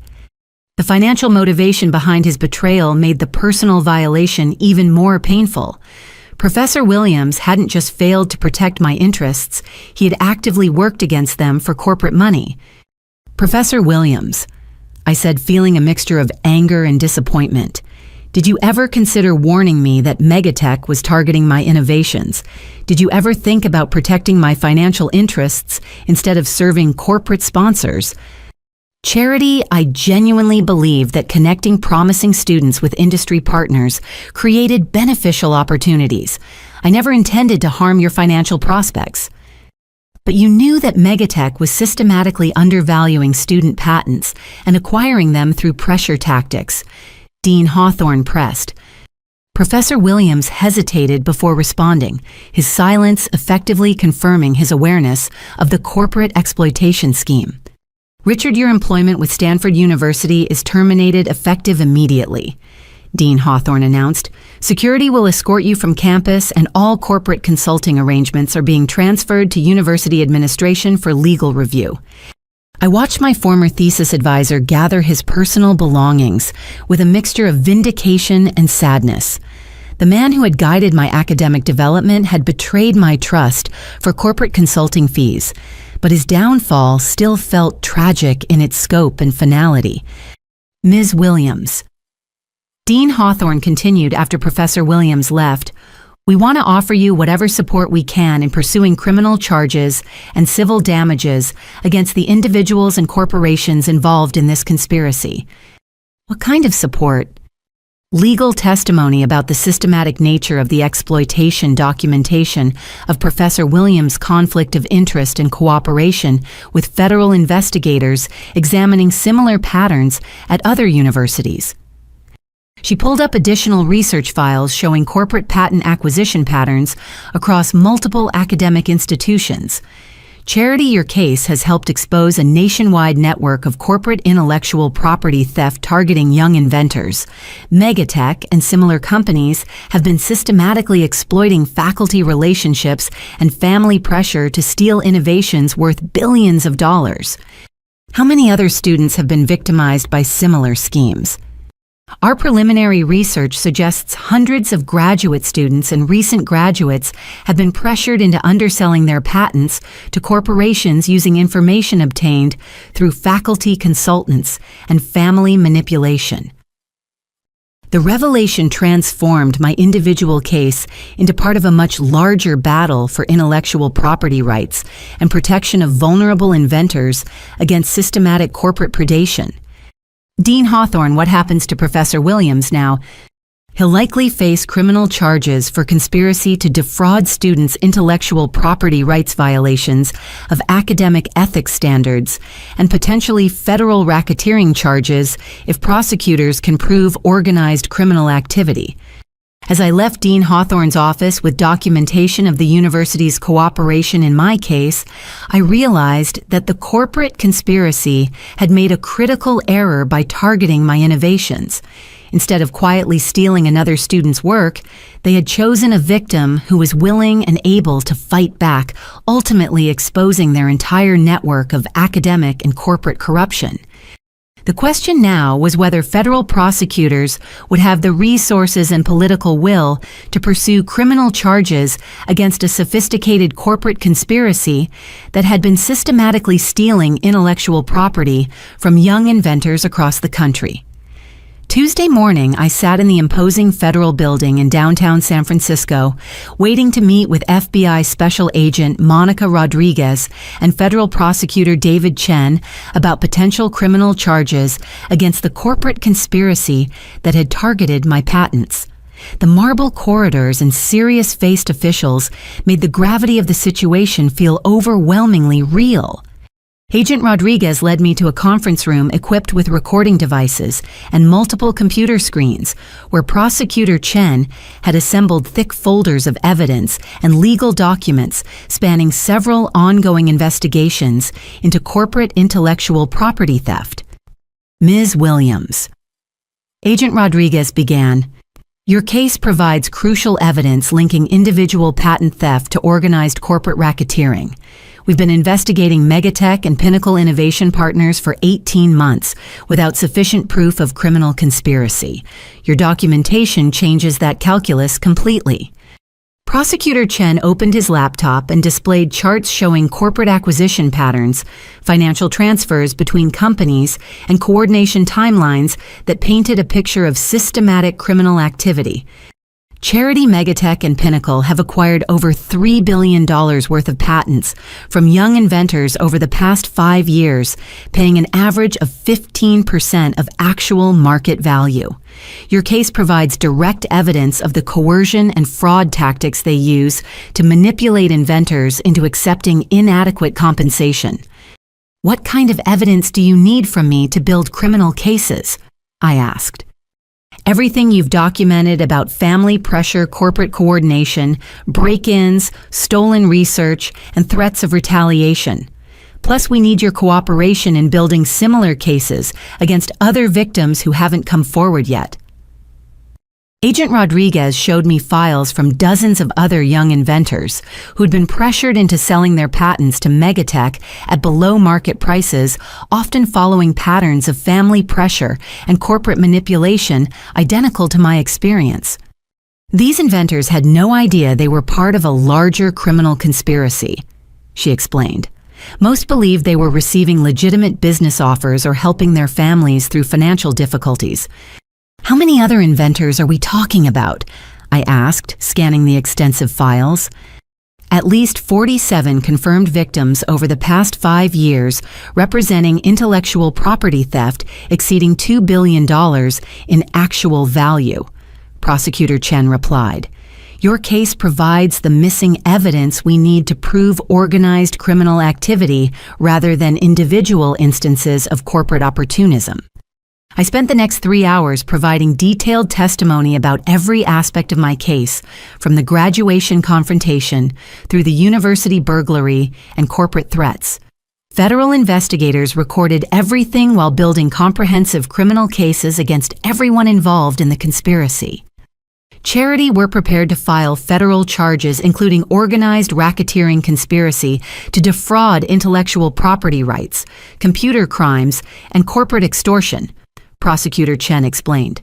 "But we need your commitment to see this process through to completion, potentially including years of litigation and testimony."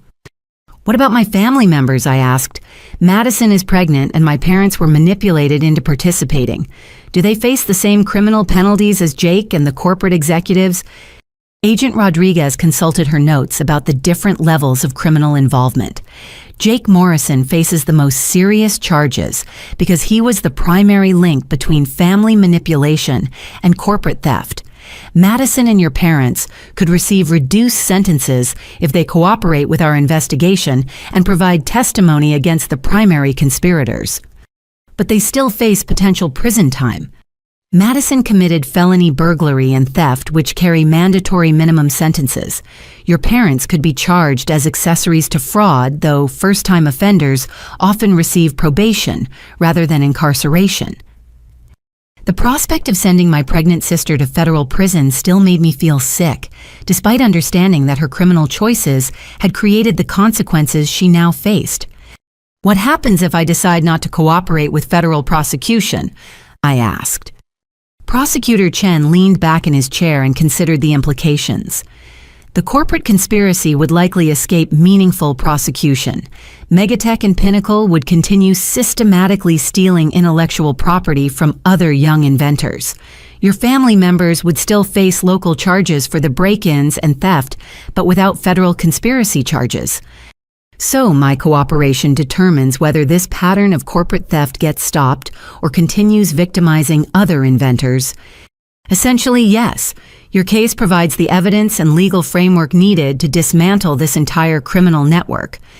I thought about the dozens of other young inventors who had been victimized by similar schemes and the innovations that could benefit society if they weren't buried in corporate patent manipulation operations. Agent Rodriguez, if I cooperate fully with federal prosecution, what kind of timeline are we looking at for resolution? Criminal trials typically take 18 to 36 months depending on the complexity of evidence and corporate legal challenges. Civil damages could take an additional 2 to 4 years to resolve completely. And during that time, my patents remain tied up in litigation rather than being developed or licensed. Not necessarily, Prosecutor Chen interjected. We can seek protective orders preventing corporate interference with your patent rights while criminal cases proceed. You'd be free to pursue legitimate licensing agreements or acquisition offers. The prospect of years of legal warfare was daunting, but I realized that avoiding the fight would mean letting corporate predators continue stealing innovations from vulnerable inventors across the country. I want to move forward with full federal prosecution, I announced, not just for my own patents, but to stop this systematic exploitation of other inventors. Agent Rodriguez smiled approvingly. Charity, your decision will help protect hundreds of other young innovators from being victimized by similar corporate theft schemes. Over the next 2 hours, we planned the comprehensive legal strategy that would dismantle the corporate conspiracy while protecting my patent rights and minimizing family destruction where possible. What about Madison's pregnancy? I asked as we prepared to conclude the meeting. Is there any way to delay her sentencing until after the baby is born? If she cooperates fully with our investigation and provides testimony against Jake and the corporate conspirators, we can recommend delayed sentencing and potentially reduced charges, Prosecutor Chen explained. The goal is justice not destroying families unnecessarily. And my parents? First-time offenders who were clearly manipulated by more sophisticated criminals rarely receive harsh sentences. Probation, community service, and restitution are more likely outcomes than incarceration. As I left the federal building with legal documents authorizing the comprehensive investigation, I felt a mixture of determination and apprehension about the battle ahead. The corporate conspiracy had made a fatal error by targeting my innovations, ultimately providing federal prosecutors with the evidence needed to expose and prosecute their entire criminal network. The question now was whether I had the emotional strength to endure years of legal warfare while watching my family face the consequences of their criminal choices and betrayal of my trust. But I also thought about the young inventors who would be protected from similar victimization and the innovations that could benefit society if they were developed legitimately rather than stolen through corporate fraud schemes. The fight ahead would be difficult, but it was necessary to protect both individual intellectual property rights and the broader system of innovation that drives technological progress in America. Wednesday morning brought an unexpected call from investigative journalist Rebecca Martinez at TechCrunch, who had somehow learned about my case through federal law enforcement sources and wanted to discuss a major expose on corporate patent theft targeting young inventors. Ms. Williams, she said during our phone conversation, I've been investigating systematic intellectual property theft in Silicon Valley for 6 months. Your case provides the missing piece that connects individual patent fraud to organized corporate racketeering. I met Rebecca at a quiet coffee shop in Palo Alto where she showed me preliminary research documenting similar patent theft schemes affecting dozens of other recent graduates from prestigious universities across the country. Her investigation had uncovered a network of corporations using family pressure and academic betrayal to steal innovations worth billions of dollars. Charity Megatech and Pinnacle Innovation Partners aren't isolated bad actors. She explained spreading printed documents across our table. They're part of a systematic industry practice that exploits the vulnerability of young inventors who lack legal resources and business experience. Her research files contain stories remarkably similar to mine family members pressured into demanding patent transfers, professors secretly sharing student research with corporate sponsors, and sophisticated manipulation campaigns designed to force below-market patent sales. Rebecca, how many other inventors have been victimized by these schemes? My investigation has documented at least 60 confirmed cases over the past 7 years representing intellectual property theft exceeding $4 billion in actual market value. She replied grimly. Most victims never realized they were part of organized criminal activity. She showed me interview transcripts from other young inventors who'd been pressured into selling their patents to Megatech and similar corporations after experiencing family pressure campaigns and academic betrayal identical to my situation. The corporate strategy is brilliant in its simplicity, Rebecca continued. Target promising innovations from recent graduates who are emotionally and financially vulnerable. Use faculty consultants to identify valuable patents before inventors understand their commercial worth. Apply family pressure and financial manipulation to force quick sales at below-market prices. What happens to the stolen innovations after corporations acquire them? Megatech typically licenses them to competitors for 10 to 20 times what they paid the original inventors. Your renewable energy algorithms, for example, could generate over $200 million in licensing revenue over the next decade. The scope of the systematic theft was staggering. Corporations weren't just stealing individual patents, they were operating sophisticated networks designed to identify and acquire valuable innovations through fraud and manipulation. Rebecca, what kind of impact would a major media expose have on these corporate practices? Public attention and regulatory scrutiny could force changes in industry practices, especially if federal prosecutors file criminal charges based on your evidence. Media coverage also encourages other victims to come forward and seek justice. Over the next hour, we planned a comprehensive media strategy that would expose the corporate conspiracy while protecting my legal interests and family privacy where possible. Charity, I want to publish your story as the centerpiece of a broader investigation into systematic patent theft. Your case provides concrete evidence of criminal activity that previous victims couldn't document as thoroughly. What about corporate retaliation? I asked. Megatech has substantial resources and experienced legal teams. That's why timing is crucial. We'll coordinate publication with federal criminal filings, making corporate intimidation tactics much more difficult and legally risky. Rebecca contacted her editors at TechCrunch, while I called Agent Rodriguez to coordinate media timing with criminal prosecution strategy. The federal investigation was progressing rapidly with arrest warrants being prepared for Jake and several corporate executives. Agent Rodriguez, how will media coverage affect your criminal cases? I asked during our phone conversation. Public attention typically helps federal prosecution by encouraging additional victims to come forward and creating political pressure for aggressive enforcement.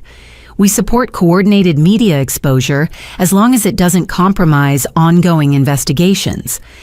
Thursday afternoon, Rebecca's comprehensive expose went live on TechCrunch with the headline, "The Patent Thieves: How Silicon Valley Corporations Systematically Steal Innovation from Young Inventors."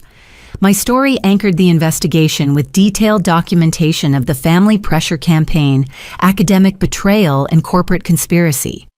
The article included interviews with 12 other victims of similar patent theft schemes, financial analysis showing billions of dollars in stolen intellectual property, and expert commentary about the need for stronger protection of young inventors' rights. Within hours, the story exploded across social media platforms, technology news websites, and major mainstream publications. Patent theft began trending on Twitter as other victims shared their experiences with corporate manipulation and family pressure campaigns. My phone buzzed constantly with calls from reporters, other young inventors sharing similar stories, and supporters expressing outrage about systematic corporate exploitation of vulnerable innovators. The response was overwhelming in both scope and emotional intensity. By Friday morning, Megatech's stock price had plummeted 12% as investors reacted to allegations of systematic criminal activity and potential federal prosecution. Corporate executives issued carefully worded denials while their legal teams scrambled to contain the public relations disaster. Pinnacle Innovation Partners faced even more severe market consequences, with several major clients canceling consulting contracts and demanding investigations into their patent acquisition practices. Jake's employer was rapidly distancing itself from the criminal allegations while conducting internal reviews of questionable deals. Charity, the media exposure has been even more effective than we anticipated, Rebecca reported during a follow-up call. We've received tips about similar corporate patent theft operations targeting universities nationwide. Your case has opened floodgates of evidence about systematic intellectual property crime. The most encouraging development was the number of other young inventors who contacted me directly through social media, sharing stories of family pressure and corporate manipulation that had forced them to undersell their innovations. Many expressed interest in pursuing legal action after learning about the organized nature of the schemes that had victimized them. Saturday brought a particularly satisfying development when Madison called me for the first time since the federal investigation began, her voice shaking with fear and desperation. "Charity, the news coverage is destroying our family's reputation," she sobbed through the phone. "Everyone in town knows about the criminal charges and patent theft. Jake's employer fired him, and I can't show my face anywhere without people staring and whispering." Madison, the media coverage is simply reporting the facts about criminal activities that you and Jake chose to commit. The consequences are the natural result of your decisions. "But I'm pregnant," she protested. "The stress is affecting the baby. My doctor says I need to avoid emotional trauma during the final months of pregnancy." "Then you should have considered that before committing felonies to steal my life's work." Madison broke down completely sobbing about criminal liability, financial ruin, and social ostracism that had resulted from her participation in the patent theft conspiracy. The pregnancy that she had used to justify stealing my innovations was now making the consequences of her criminal choices more difficult to bear. "Charity, please, there has to be some way to fix this situation. I can't go to prison while I'm pregnant. The baby needs me." "Madison, you can cooperate fully with federal prosecutors and provide testimony against Jake and the corporate executives who organized this criminal conspiracy. Agent Rodriguez told me that cooperation could significantly reduce your charges." "But that means betraying Jake and potentially sending him to prison for decades. Jake betrayed our entire family by manipulating us into a criminal conspiracy for his employer's benefit. Why do you feel loyalty to someone who destroyed your life for corporate profit?" The conversation continued for another 20 minutes with Madison gradually accepting that her only path to reduced criminal liability required full cooperation with federal prosecution and complete honesty about Jake's role in organizing the patent theft scheme. Sunday evening brought news that federal prosecutors had obtained arrest warrants for Jake, 3 Megatech executives, and 2 Pinnacle Innovation Partners principals based on evidence from my case and testimony from other victims who had come forward after the media coverage. "Charity, your decision to go public has created a domino effect that's dismantling the entire corporate patent theft network," Agent Rodriguez reported. We now have evidence of systematic criminal activity affecting over 100 young inventors across 15 states. The media strategy had exceeded all expectations, transforming my individual case into a national conversation about protecting intellectual property rights and preventing corporate exploitation of vulnerable innovators. The public attention had encouraged dozens of other victims to seek justice, while creating political pressure for aggressive federal prosecution of corporate patent theft. Most importantly, the exposure had eliminated any possibility that Megatech and Pinnacle could continue their systematic theft operations without facing serious legal consequences and ongoing regulatory scrutiny.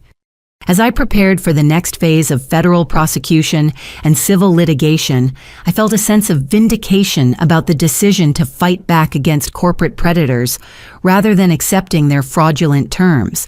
The battle was far from over, but the media exposure had fundamentally shifted the balance of power in favor of young inventors and against systematic corporate exploitation. Monday morning brought the most emotionally devastating phone call of the entire ordeal when Mom contacted me with news that would forever change our family dynamics and relationships. "Charity, sweetheart, your father and I need to see you immediately. We've learned some things about Jake and Madison that we should have discovered months ago." Her voice carried a weight of regret and disillusionment that I had never heard before. I drove to their house with mixed feelings of apprehension and hope. The media coverage had exposed the scope of the corporate conspiracy, but I still didn't know how much my parents understood about their own manipulation and betrayal. I found them sitting at the kitchen table surrounded by financial documents, legal papers, and printed emails that painted a devastating picture of systematic deception and exploitation. Dad looked like he had aged a decade in the past week, while Mom's eyes showed the hollow exhaustion of someone whose fundamental beliefs had been shattered. "Charity, we owe you an apology that can never adequately express our shame and regret." Dad began, his voice breaking with emotion. "We've spent the weekend reviewing our financial records and communications with Madison and Jake, and we finally understand how completely they manipulated us." Mom pushed a folder across the table containing bank statements showing unauthorized withdrawals, forged signatures on loan documents, and evidence that Madison and Jake had been stealing money from my parents' accounts for over a year. They convinced us that borrowing against our home equity was necessary to support Madison's pregnancy and business ventures, Mom explained through tears. But we discovered that most of the money went to Jake's personal expenses and luxury purchases rather than legitimate family needs. The financial documents revealed a pattern of systematic theft that had stripped my parents of their retirement savings, home equity, and financial security, while funding Jake's lifestyle and corporate advancement within Pinnacle Innovation Partners. "Dad, how much money did Madison and Jake steal from you directly?"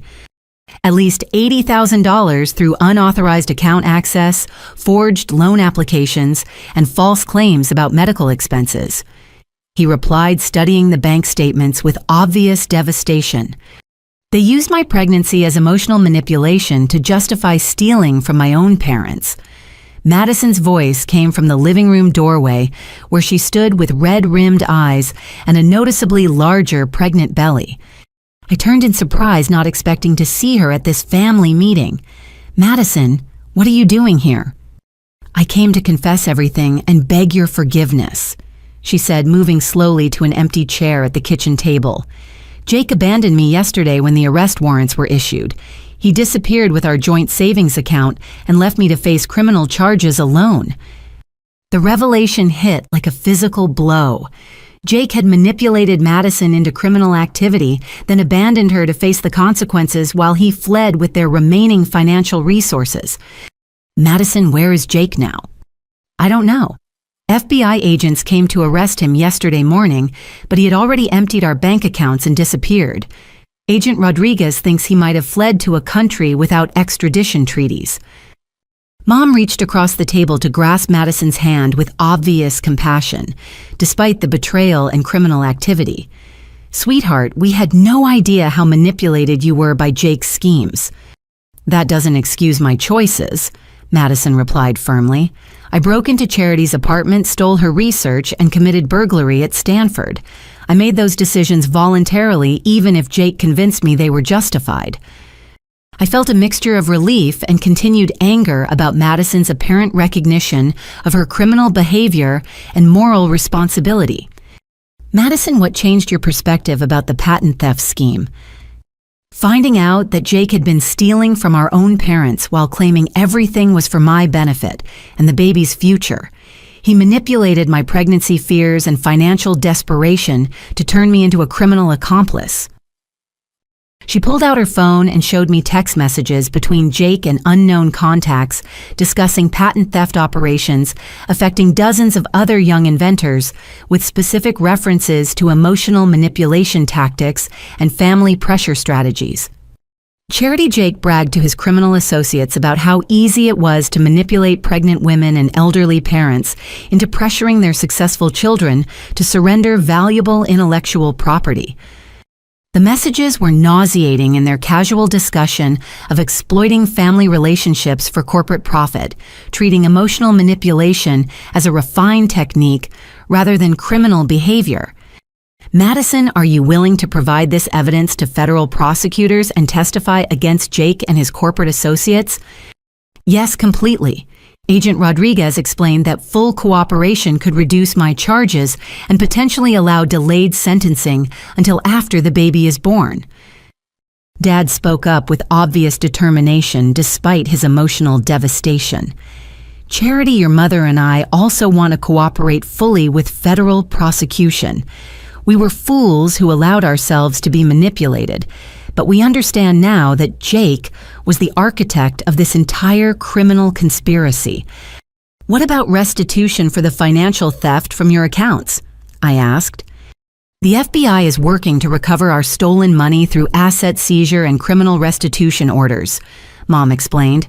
But even if we recover every dollar, we'll still face bankruptcy because of the loans and debts that Jake manipulated us into assuming.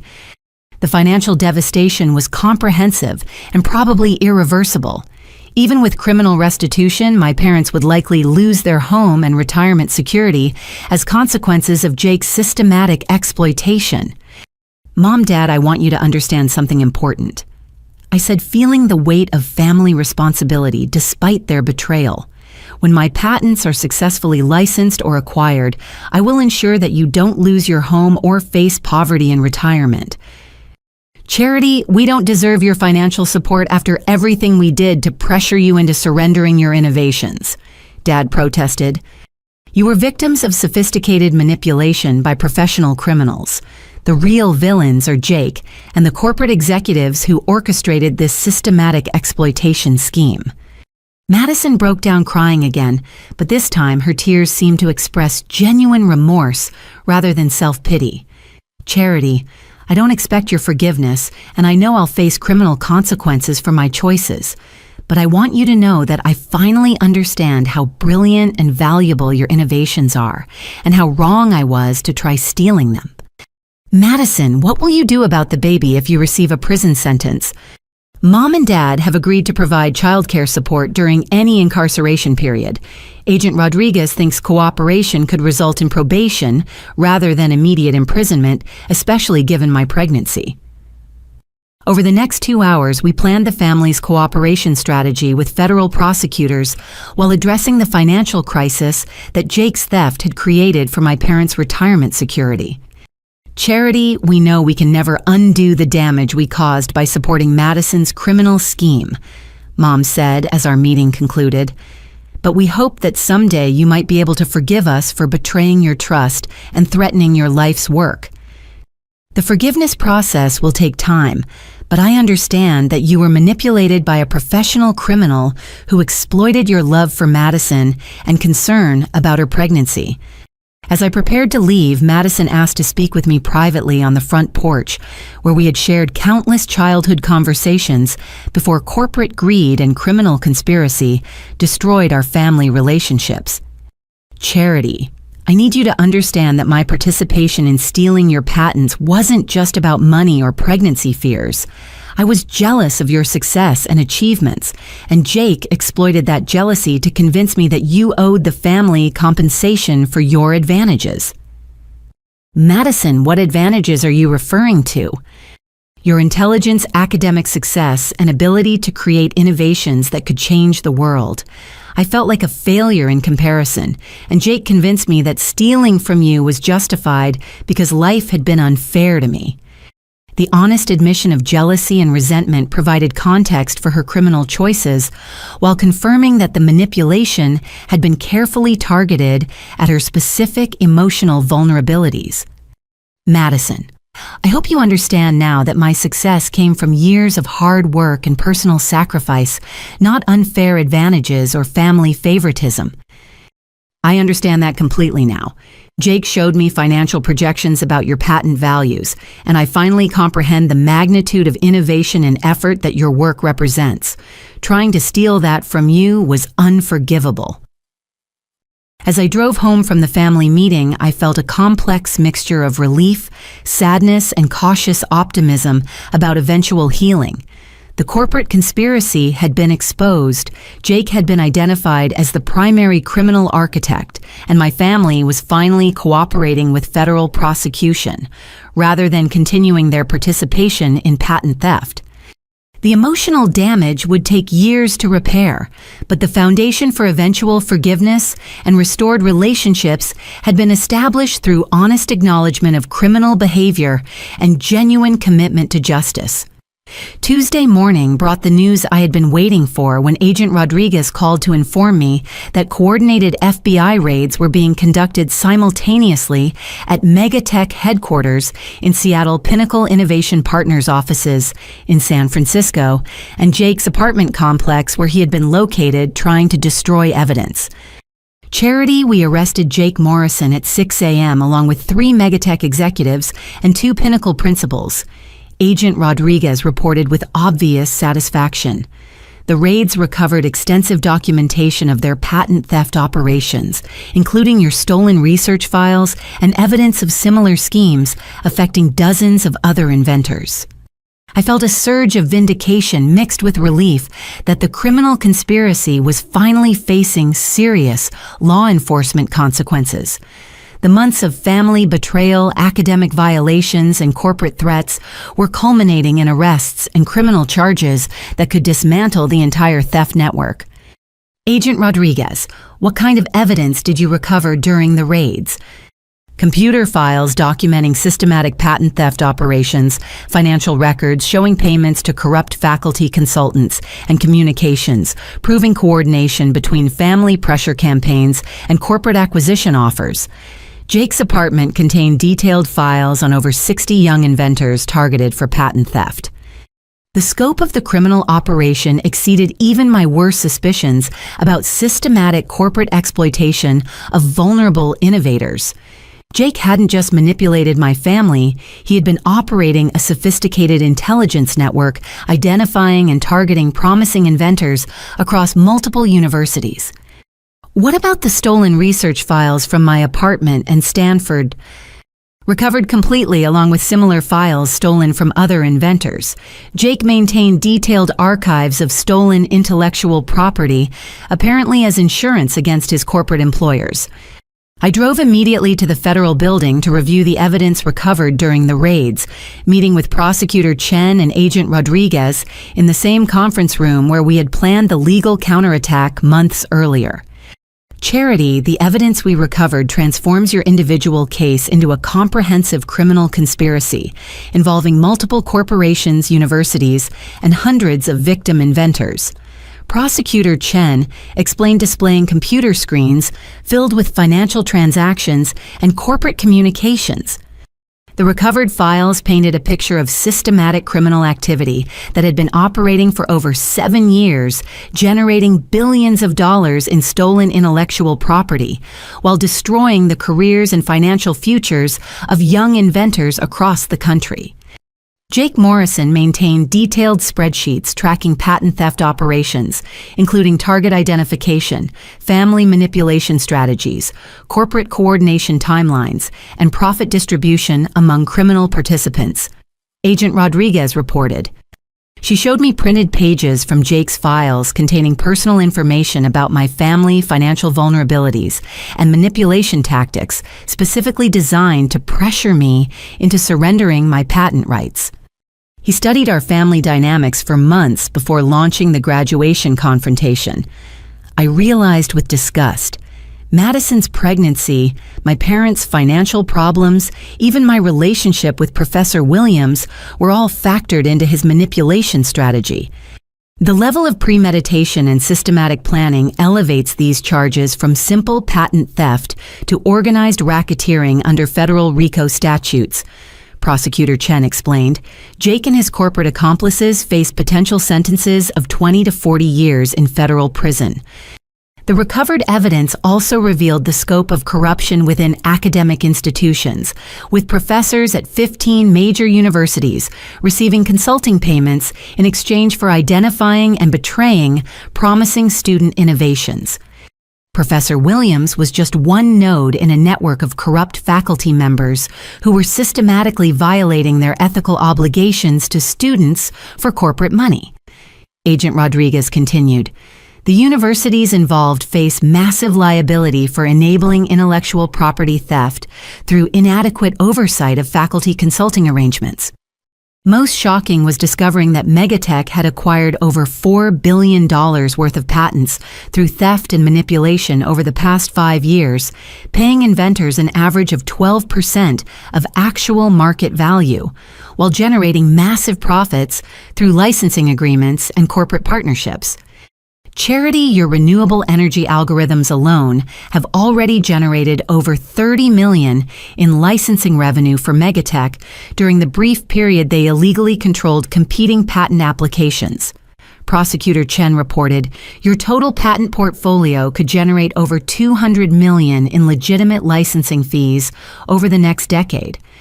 The financial scope of the theft attempt was staggering, confirming that my decision to fight rather than accept their fraudulent terms had protected innovations worth generational wealth. What happens to Megatech and Pinnacle Innovation Partners now?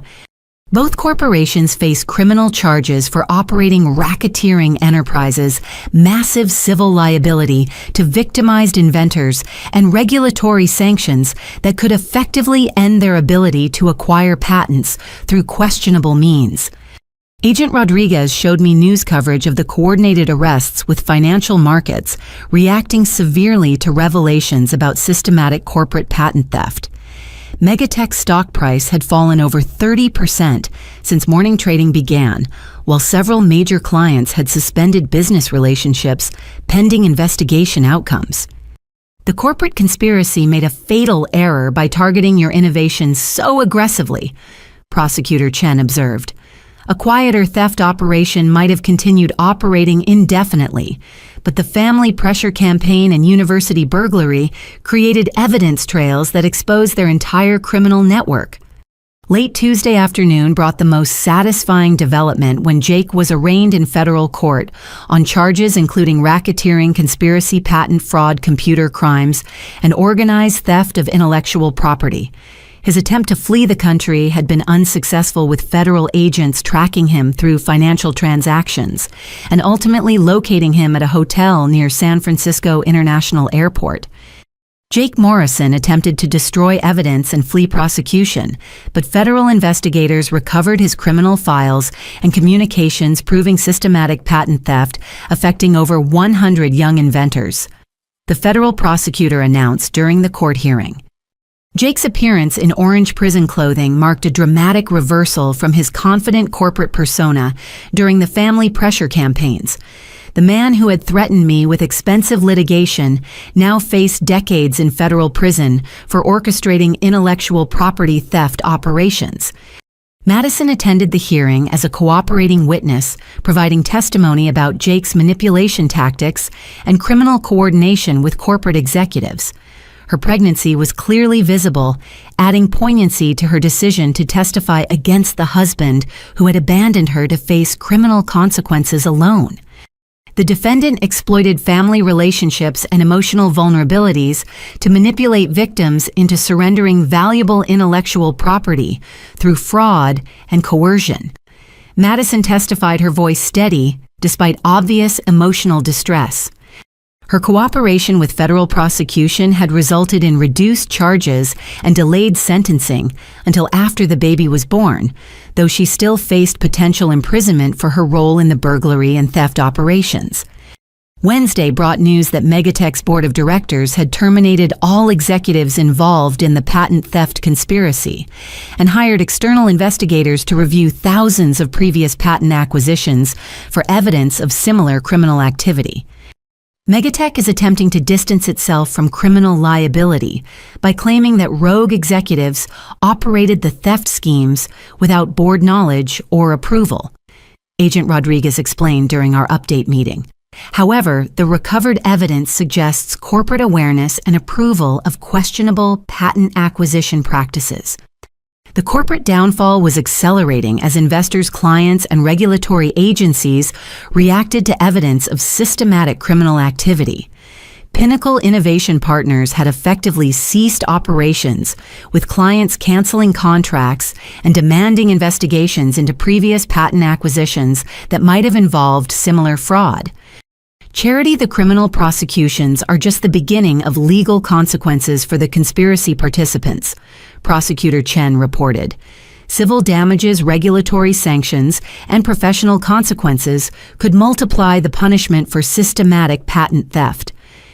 As I reviewed the comprehensive evidence of corporate criminal activity, I felt vindicated about the decision to fight rather than accept fraudulent terms for my innovations.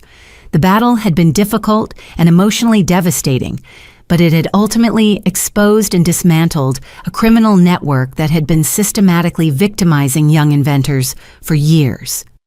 The question now was whether the prosecutions and corporate consequences would be severe enough to deter similar schemes and protect future generations of innovators from systematic intellectual property theft. Thursday morning brought an unexpected call from Sarah Chen, my intellectual property attorney, with news that would transform the financial landscape of my patent situation in ways I had never imagined possible. Charity, word has spread throughout the tech industry about your innovations and the criminal conspiracy that tried to steal them. We're receiving serious acquisition inquiries from multiple major corporations who want to license or purchase your patents legitimately. The irony was remarkable. Megatech's fraudulent $22 million offer had been exposed as systematic theft, but legitimate corporate interest in my innovations was generating far more valuable opportunities than the criminal conspiracy had ever provided. Sarah, what kind of inquiries are we receiving? Apple, Google, Microsoft, Tesla, and Amazon have all expressed serious interest in licensing agreements for your renewable energy algorithms and mobile security protocols. Additionally, 3 major pharmaceutical companies want to evaluate your artificial intelligence medical diagnostic system. The scope of legitimate corporate interest vindicated my decision to fight the criminal conspiracy rather than accepting their fraudulent terms. My innovations were attracting attention from the most successful and innovative companies in the world. What's the difference between licensing agreements and outright acquisition offers? Licensing allows you to maintain patent ownership while receiving ongoing royalty payments from companies that use your innovations in their products. Acquisition means selling the patents completely for lump sum payments, but losing future earning potential.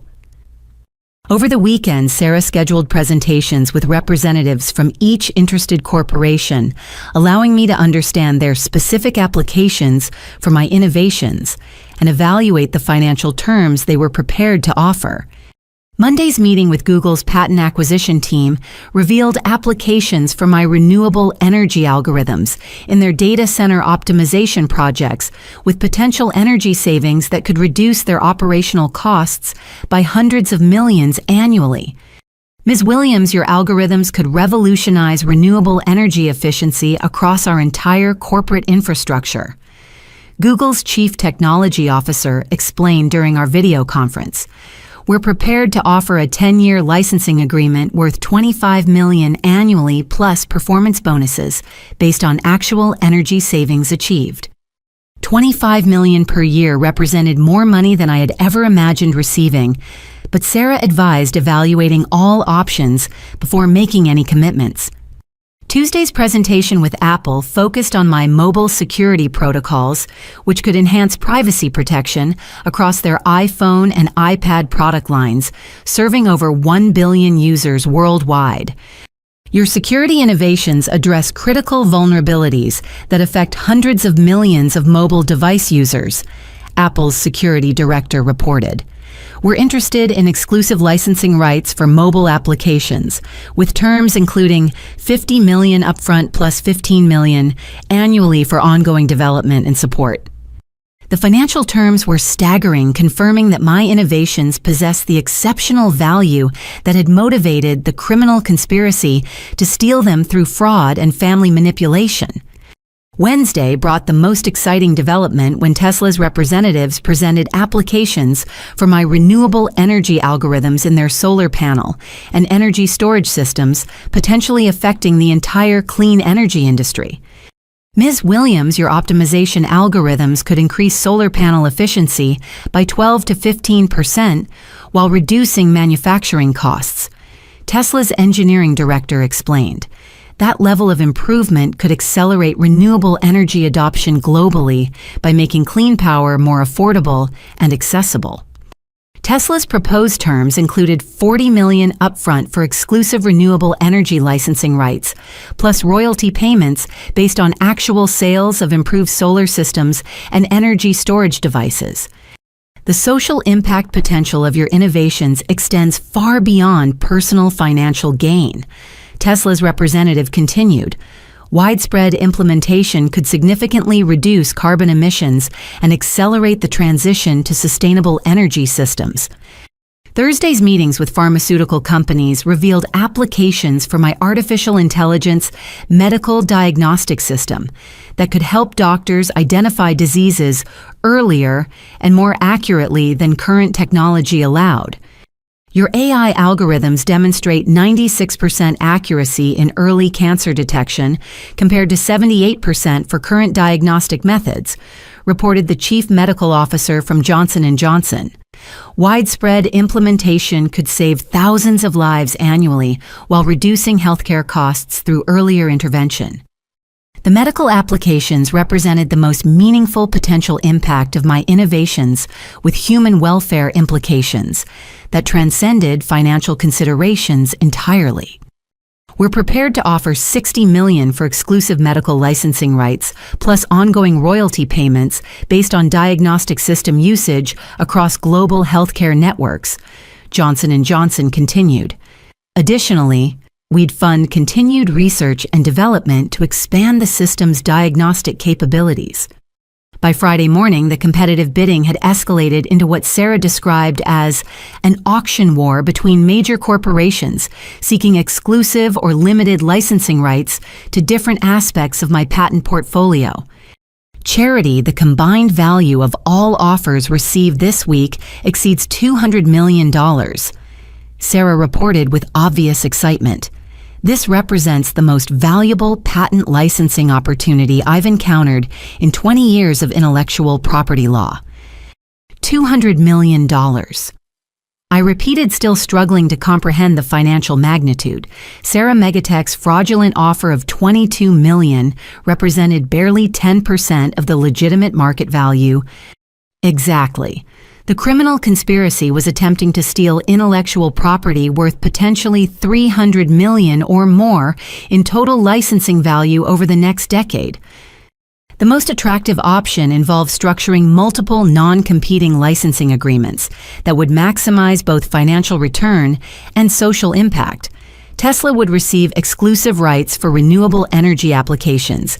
Apple would get mobile security protocols, Johnson & Johnson would develop medical diagnostic systems, and Google would optimize data center efficiency. This approach preserves your ongoing patent ownership while generating substantial upfront payments, plus continuing royalty income, Sarah explained. You'd receive approximately $150 million initially plus $15 to $20 million annually in ongoing licensing fees. The financial projections exceeded my most optimistic expectations, confirming that my years of academic sacrifice and innovative research had created genuine value that legitimate corporations were eager to access through fair and legal agreements. Sarah, what about the social impact considerations? I want my innovations to benefit society rather than just generating personal wealth. The licensing agreements can include provisions requiring accessible pricing for medical diagnostics, environmental impact commitments for renewable energy applications, and privacy protection standards for mobile security implementations. Saturday afternoon brought the final corporate presentation from Amazon, which wanted to integrate my innovations across their cloud computing, renewable energy, and logistics optimization systems. Ms. Williams, your combined innovations could revolutionize multiple aspects of our operations while supporting our sustainability commitments and customer privacy protection goals, Amazon's vice president reported. We're prepared to offer $95 million for comprehensive licensing rights across all applications. The Amazon offer represented the simplest financial structure, but potentially limited the social impact by concentrating all applications within a single corporate ecosystem. The decision ultimately depends on your priorities regarding financial maximization versus distributed social impact, Sarah advised. Multiple specialized licenses could generate more total value while ensuring broader implementation across different industries. After reviewing all options with Sarah and consulting independent patent valuation experts, I decided to pursue the multiple licensing approach that would maximize both financial returns and social benefits. The final agreements included Tesla for renewable energy applications at $40 million upfront, plus royalties, Apple for mobile security at $35 million, plus ongoing fees, Johnson & Johnson for medical diagnostics at $60 million plus development funding, and Google for data optimization at $20 million plus performance bonuses. Charity, the combined initial payments total $155 million with projected ongoing royalties of $18 to $25 million annually. Sarah announced as we finalized the agreements. This represents one of the most successful patent licensing arrangements in recent technology industry history. As I signed the final licensing contracts, I reflected on the incredible journey from family betrayal and corporate theft attempts to legitimate recognition and fair compensation for my innovations. The criminal conspiracy had ultimately failed completely, while my decision to fight rather than submit to fraud had protected intellectual property worth hundreds of millions of dollars. The question now was how to use this unexpected wealth responsibly while ensuring that my innovations would benefit society in ways that justified the years of sacrifice required to develop them. Monday morning brought the culmination of months of federal prosecution when Jake Morrison and 3 Megatech executives received their sentences in federal court for operating a criminal conspiracy that had systematically stolen intellectual property from young inventors across the country. I attended the sentencing hearing with Madison, my parents, and dozens of other victims who had come forward after the media coverage exposed the scope of corporate patent theft affecting hundreds of innovators nationwide. Jake Morrison, you orchestrated a sophisticated criminal enterprise that defrauded inventors of intellectual property worth over $4 billion, Federal Judge Patricia Lawson announced during the proceedings. Your systematic exploitation of family relationships and academic vulnerabilities represents a particularly egregious violation of trust and professional responsibility. Jake received a sentence of 22 years in federal prison without possibility of parole plus restitution payments exceeding $30 million to victimized inventors and their families. The severity reflected his role as the primary architect of the criminal conspiracy and his attempt to flee prosecution. The defendant showed no remorse for destroying families and stealing life-changing innovations from young inventors who trusted him with their futures. Judge Lawson continued, "This sentence must send a clear message that intellectual property theft will face serious federal consequences. Megatech executives receive sentences ranging from 8 to 15 years, depending on their levels of involvement in the systematic patent theft operations. The corporation itself faced criminal penalties, including $200 million in fines, asset forfeiture of stolen intellectual property, and ongoing federal monitoring of patent acquisition practices. Megatech Corporation enabled and profited from systematic criminal activity that undermined innovation incentives and destroyed trust in legitimate patent licensing systems, Judge Lawson announced. These penalties reflect the serious corporate responsibility for enabling intellectual property crime. The most emotionally difficult moment came when Madison received her sentence for participating in the burglary and theft operations that had targeted my research. Her cooperation with federal prosecution and obvious remorse had resulted in reduced charges, but criminal consequences remained unavoidable. Madison Williams, your participation in felony burglary and intellectual property theft was inexcusable, regardless of personal circumstances or manipulation, by more sophisticated criminals, Judge Lawson said during Madison's individual hearing. However, your cooperation with federal investigators and genuine remorse justify reduced penalties. Madison received 2 years of federal probation with 6 months of home confinement after the baby was born, plus 500 hours of community service focused on educating young people about intellectual property rights and criminal justice consequences. The court recognizes that you were manipulated by your husband's criminal schemes, but personal circumstances cannot excuse deliberate criminal choices. Judge Lawson continued, your sentence balances accountability with consideration for your pregnancy and cooperation with prosecution. Madison broke down crying as she accepted responsibility for her criminal actions, while expressing gratitude for the opportunity to avoid imprisonment during her baby's early months. Your Honor, I understand that I chose to participate in stealing my sister's life work, and I accept full responsibility for those decisions, Madison stated through tears. I hope to spend the rest of my life making amends for betraying my family and contributing to criminal activity. My parents received sentences of 1 year probation plus restitution payments for their unwitting participation in the conspiracy, with Judge Lawson acknowledging their status as manipulation victims rather than criminal architects. Robert and Linda Williams were clearly exploited by more sophisticated criminals who targeted their financial vulnerabilities and parental instincts, Judge Lawson explained. While their actions enabled criminal activity, their level of culpability differs significantly from the primary conspirators. The comprehensive federal prosecution had effectively dismantled the entire corporate patent theft network while providing justice for hundreds of victimized inventors. Professor Williams and 14 other corrupt faculty members received professional sanctions, including tenure revocation and criminal charges for violating their ethical obligations to students. Tuesday afternoon brought a private family meeting at my parents' house, where we attempted to begin the long process of healing relationships damaged by criminal conspiracy and systematic betrayal.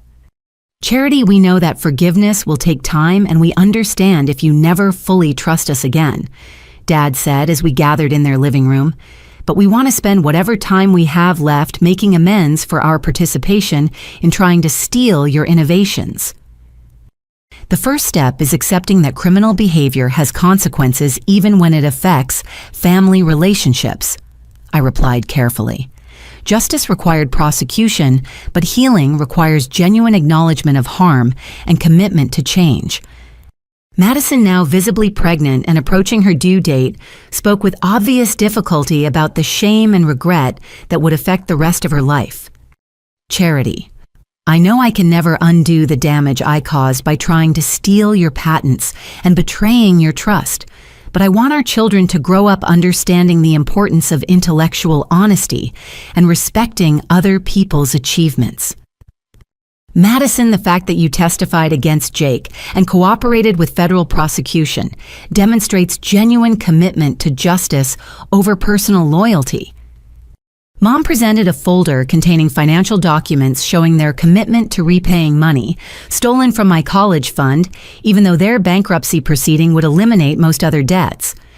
We've arranged to repay the $25,000 taken from your education account, plus interest, even though it will require years of payment plans on our limited retirement income, Mom explained. It's the least we can do to acknowledge our financial responsibility for enabling criminal activity. Mom, Dad, I don't want you to impoverish yourselves further trying to repay money that was stolen through manipulation. When my patent licensing income begins, I'll ensure that you can maintain dignity and security in retirement. Charity, we don't deserve your financial support after everything we did, Dad protested. You deserve support because you're my parents despite the mistakes you made while being manipulated by professional criminals. Over the next several hours, we established ground rules for rebuilding family relationships based on honesty, accountability, and gradual restoration of trust through consistent actions rather than promises. The baby will grow up knowing the truth about these events and understanding the importance of respecting other people's intellectual property and achievements. Madison committed. I want my child to admire Aunt Charity's innovations and understand the value of honest work. Wednesday brought news that federal investigators had recovered over $60 million in stolen assets from the criminal conspiracy, with funds being distributed to victimized inventors based on the actual value of patents that had been stolen or acquired through fraudulent means. Charity, your case has become a model for intellectual property crime prosecution and victim restitution. Agent Rodriguez reported during our final official meeting. The investigation you initiated has protected hundreds of other inventors from similar victimization. The broader impact extended beyond criminal prosecution to include regulatory reforms protecting young inventors from systematic corporate exploitation. Universities were implementing new oversight requirements for faculty consulting arrangements, while patent offices were establishing enhanced verification procedures for competing applications. Your decision to fight rather than accept fraudulent terms has created lasting protection for future generations of innovators. Agent Rodriguez continued. The legal precedents and regulatory changes will prevent similar criminal conspiracies from operating successfully. Thursday evening brought the most meaningful development when Madison gave birth to a healthy baby girl she named Hope Williams Morrison, with the middle name honoring our family, despite the criminal circumstances that had damaged our relationships. I chose the name Hope because your fight for justice gave me hope that criminal mistakes don't have to define someone's entire life, Madison explained as I held my new niece in the hospital. Madison Hope represents the possibility that our family can heal and move forward, despite the damage caused by criminal choices. As I looked at baby Hope sleeping peacefully in my arms, I realized that the patent theft conspiracy had ultimately failed to achieve any of its intended goals. My innovations were being developed legitimately by major corporations, criminal participants faced serious legal consequences, and family relationships were slowly healing through accountability and genuine remorse. The baby represented hope for the future, both for our family and for a patent system that would better protect young inventors from the kind of systematic exploitation that had briefly threatened my life's work. Friday brought the final legal resolution when Pinnacle Innovation Partners agreed to a civil settlement requiring them to pay $50 million in damages to victimized inventors while permanently ceasing patent acquisition operations. Charity, the combined criminal prosecution, civil damages, and regulatory reforms represent the most comprehensive response to corporate intellectual property theft in federal law enforcement history. Sarah Chen reported as we finalized the last legal documents. The justice had been thorough and meaningful, but the most important outcome was the protection it provided for future innovators who would benefit from strengthened legal safeguards and increased awareness of corporate exploitation tactics. 2 years later, I stood before a packed auditorium at Stanford University, delivering the keynote address for the newly established Williams Institute for Intellectual Property Protection, funded through my patent licensing revenues and dedicated to preventing the systematic exploitation of young inventors. Innovation requires not just brilliant ideas, but also the courage to protect those ideas from people who would steal them for personal gain. I told the audience of graduate students, faculty members, and technology industry representatives. My experience taught me that the greatest threats to intellectual property often come from those closest to us. The Institute had already helped 37 young inventors protect their patents from corporate fraud attempts, providing legal resources and educational programs that prevented the kind of systematic exploitation I had experienced. Madison Morrison Williams, my sister, serves as a counselor for families affected by intellectual property crime. I announced, gesturing toward the audience where Madison sat with 2-year-old Hope on her lap. Her personal experience with both criminal participation and redemption provides unique insights for families struggling with similar pressures. Madison had completed her probation requirements while establishing a successful career educating families about the warning signs of corporate manipulation and the importance of ethical decision-making when valuable intellectual property was involved.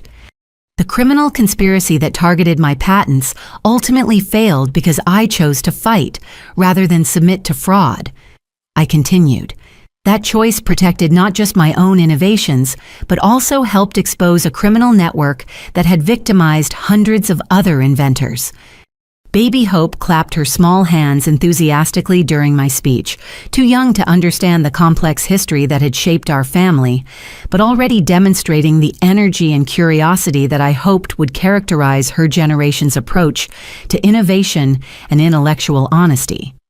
My parents, now financially secure through the modest trust fund I had established for their retirement, served as volunteer coordinators for the Institute's family education programs, sharing their experience of being manipulated into supporting criminal activity.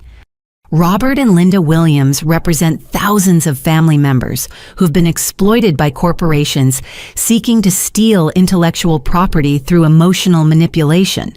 I explained to the audience. Their willingness to share their story helps other families recognize and resist similar pressure tactics. The renewable energy algorithms that Tesla had licensed from me were now installed in solar systems across 43 countries, providing clean power to over 12 million households, while generating substantial ongoing royalty payments that funded expanded research into sustainable technology. Apple's implementation of my mobile security protocols had protected the personal information of over 800 million users worldwide, preventing data breaches and privacy violations that could have affected billions of dollars in economic activity. Johnson & Johnson's medical diagnostic systems, using my artificial intelligence innovations, had achieved early disease detection rates exceeding 98% accuracy, helping doctors identify cancer, heart disease, and neurological disorders years earlier than previous technology allowed. The social impact of protected innovation extends far beyond personal financial success. I told the audience, when inventors can safely develop and license their work, society benefits from technologies that solve real problems and improve human welfare. The Institute had also established a legal defense fund that provided free attorney services for young inventors facing corporate pressure campaigns similar to the one that had targeted my family. We've successfully defended patent rights worth over $2 billion from theft attempts, while prosecuting 12 criminal conspiracies involving systematic intellectual property fraud, our legal director reported during the event. Google's licensing of my data optimization algorithms had reduced energy consumption at their facilities by 18%, contributing to corporate sustainability goals while demonstrating the environmental benefits of innovation protection. Climate change solutions require not just brilliant innovations, but also legal systems that protect those innovations from corporate theft and manipulation. I explained during the environmental panel discussion. The most satisfying development was learning that federal prosecution of the mega-tech conspiracy had deterred similar corporate patent theft operations, with intellectual property crime prosecutions decreasing by 37% over the past 2 years. Criminal consequences work, Agent Rodriguez reported during her presentation about federal law enforcement efforts. When corporations understand that systematic patent theft will result in serious prosecution, they pursue legitimate licensing agreements instead of fraud. Jake Morrison remained in federal prison serving his 22-year sentence, with his conviction serving as a warning to other corporate employees who might consider exploiting family relationships for intellectual property theft. Professor Williams had been permanently barred from academic employment and faced ongoing civil liability for his role in betraying student trust for corporate consulting fees. Academic institutions now maintain strict oversight of faculty consulting arrangements and mandatory disclosure requirements that prevent conflicts of interest, reported the new dean of Stanford's engineering department during the ethics panel. Madison approached the podium during the family panel carrying hope and speaking publicly about her criminal choices and redemption journey. I participated in stealing my sister's life work because I was jealous of her success and desperate about my financial situation, Madison told the audience with obvious emotion. Those circumstances don't excuse my criminal behavior, but they explain how corporations exploit family vulnerabilities. My daughter will grow up understanding that innovation requires respect for intellectual property and honest recognition of other people's achievements. She continued adjusting hope on her hip. The criminal choices I made could have destroyed her future, but charity's forgiveness and the justice system's fairness gave us both second chances. Hope babbled happily during Madison's presentation, already demonstrating the curiosity and energy that characterize the next generation of potential innovators. Children like Hope represent the future of American innovation, I said as Madison returned to her seat.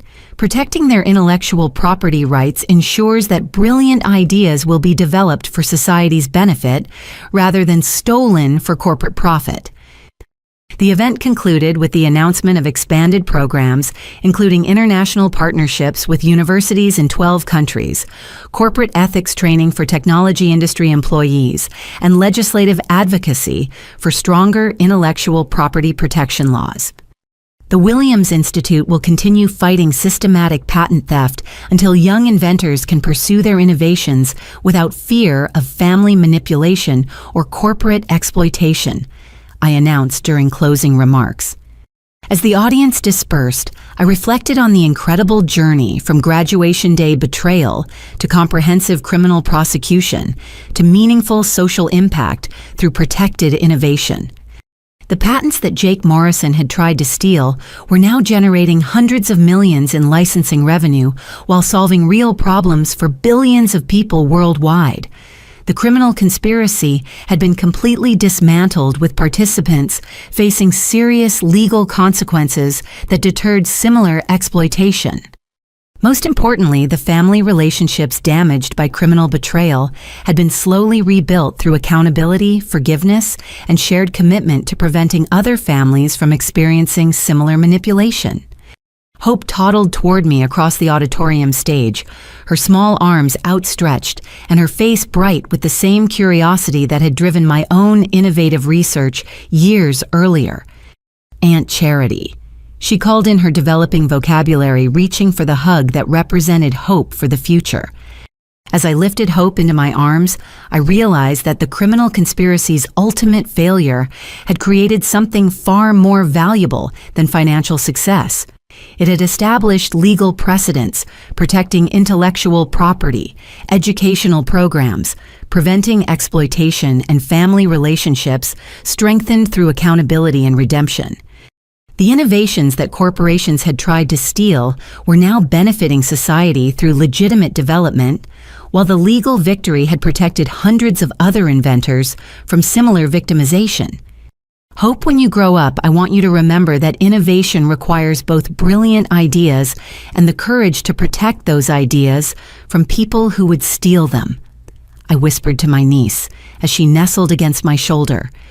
The future belonged to innovators like Hope, who would grow up in a world where intellectual property rights were protected, and young inventors could pursue their dreams without fear of systematic exploitation by corporate predators or family manipulation. Standing there holding my niece while surrounded by the educational programs and legal protections that had emerged from my fight for justice, I understood that the true victory wasn't the hundreds of millions in licensing revenue or even the criminal prosecution of the conspirators. The real triumph was the protection of innovation itself, ensuring that future generations of inventors could develop technologies that would solve humanity's greatest challenges without fear that their life's work would be stolen through fraud manipulation or corporate conspiracy. Have you ever faced a situation where family members pressured you to make decisions that weren't in your best interests? How did you handle the conflict between family loyalty and protecting your own future? I'd love to hear your thoughts and experiences in the comments below. If this story inspired you to think about protecting innovation and intellectual property rights, please give this video a like and subscribe to our channel for more stories about standing up for justice, even when it means fighting against people you love. Share this story with anyone who might be facing family pressure to make unfavorable financial decisions. And remember that sometimes protecting your future means having the courage to say no to people who claim to have your best interests at heart.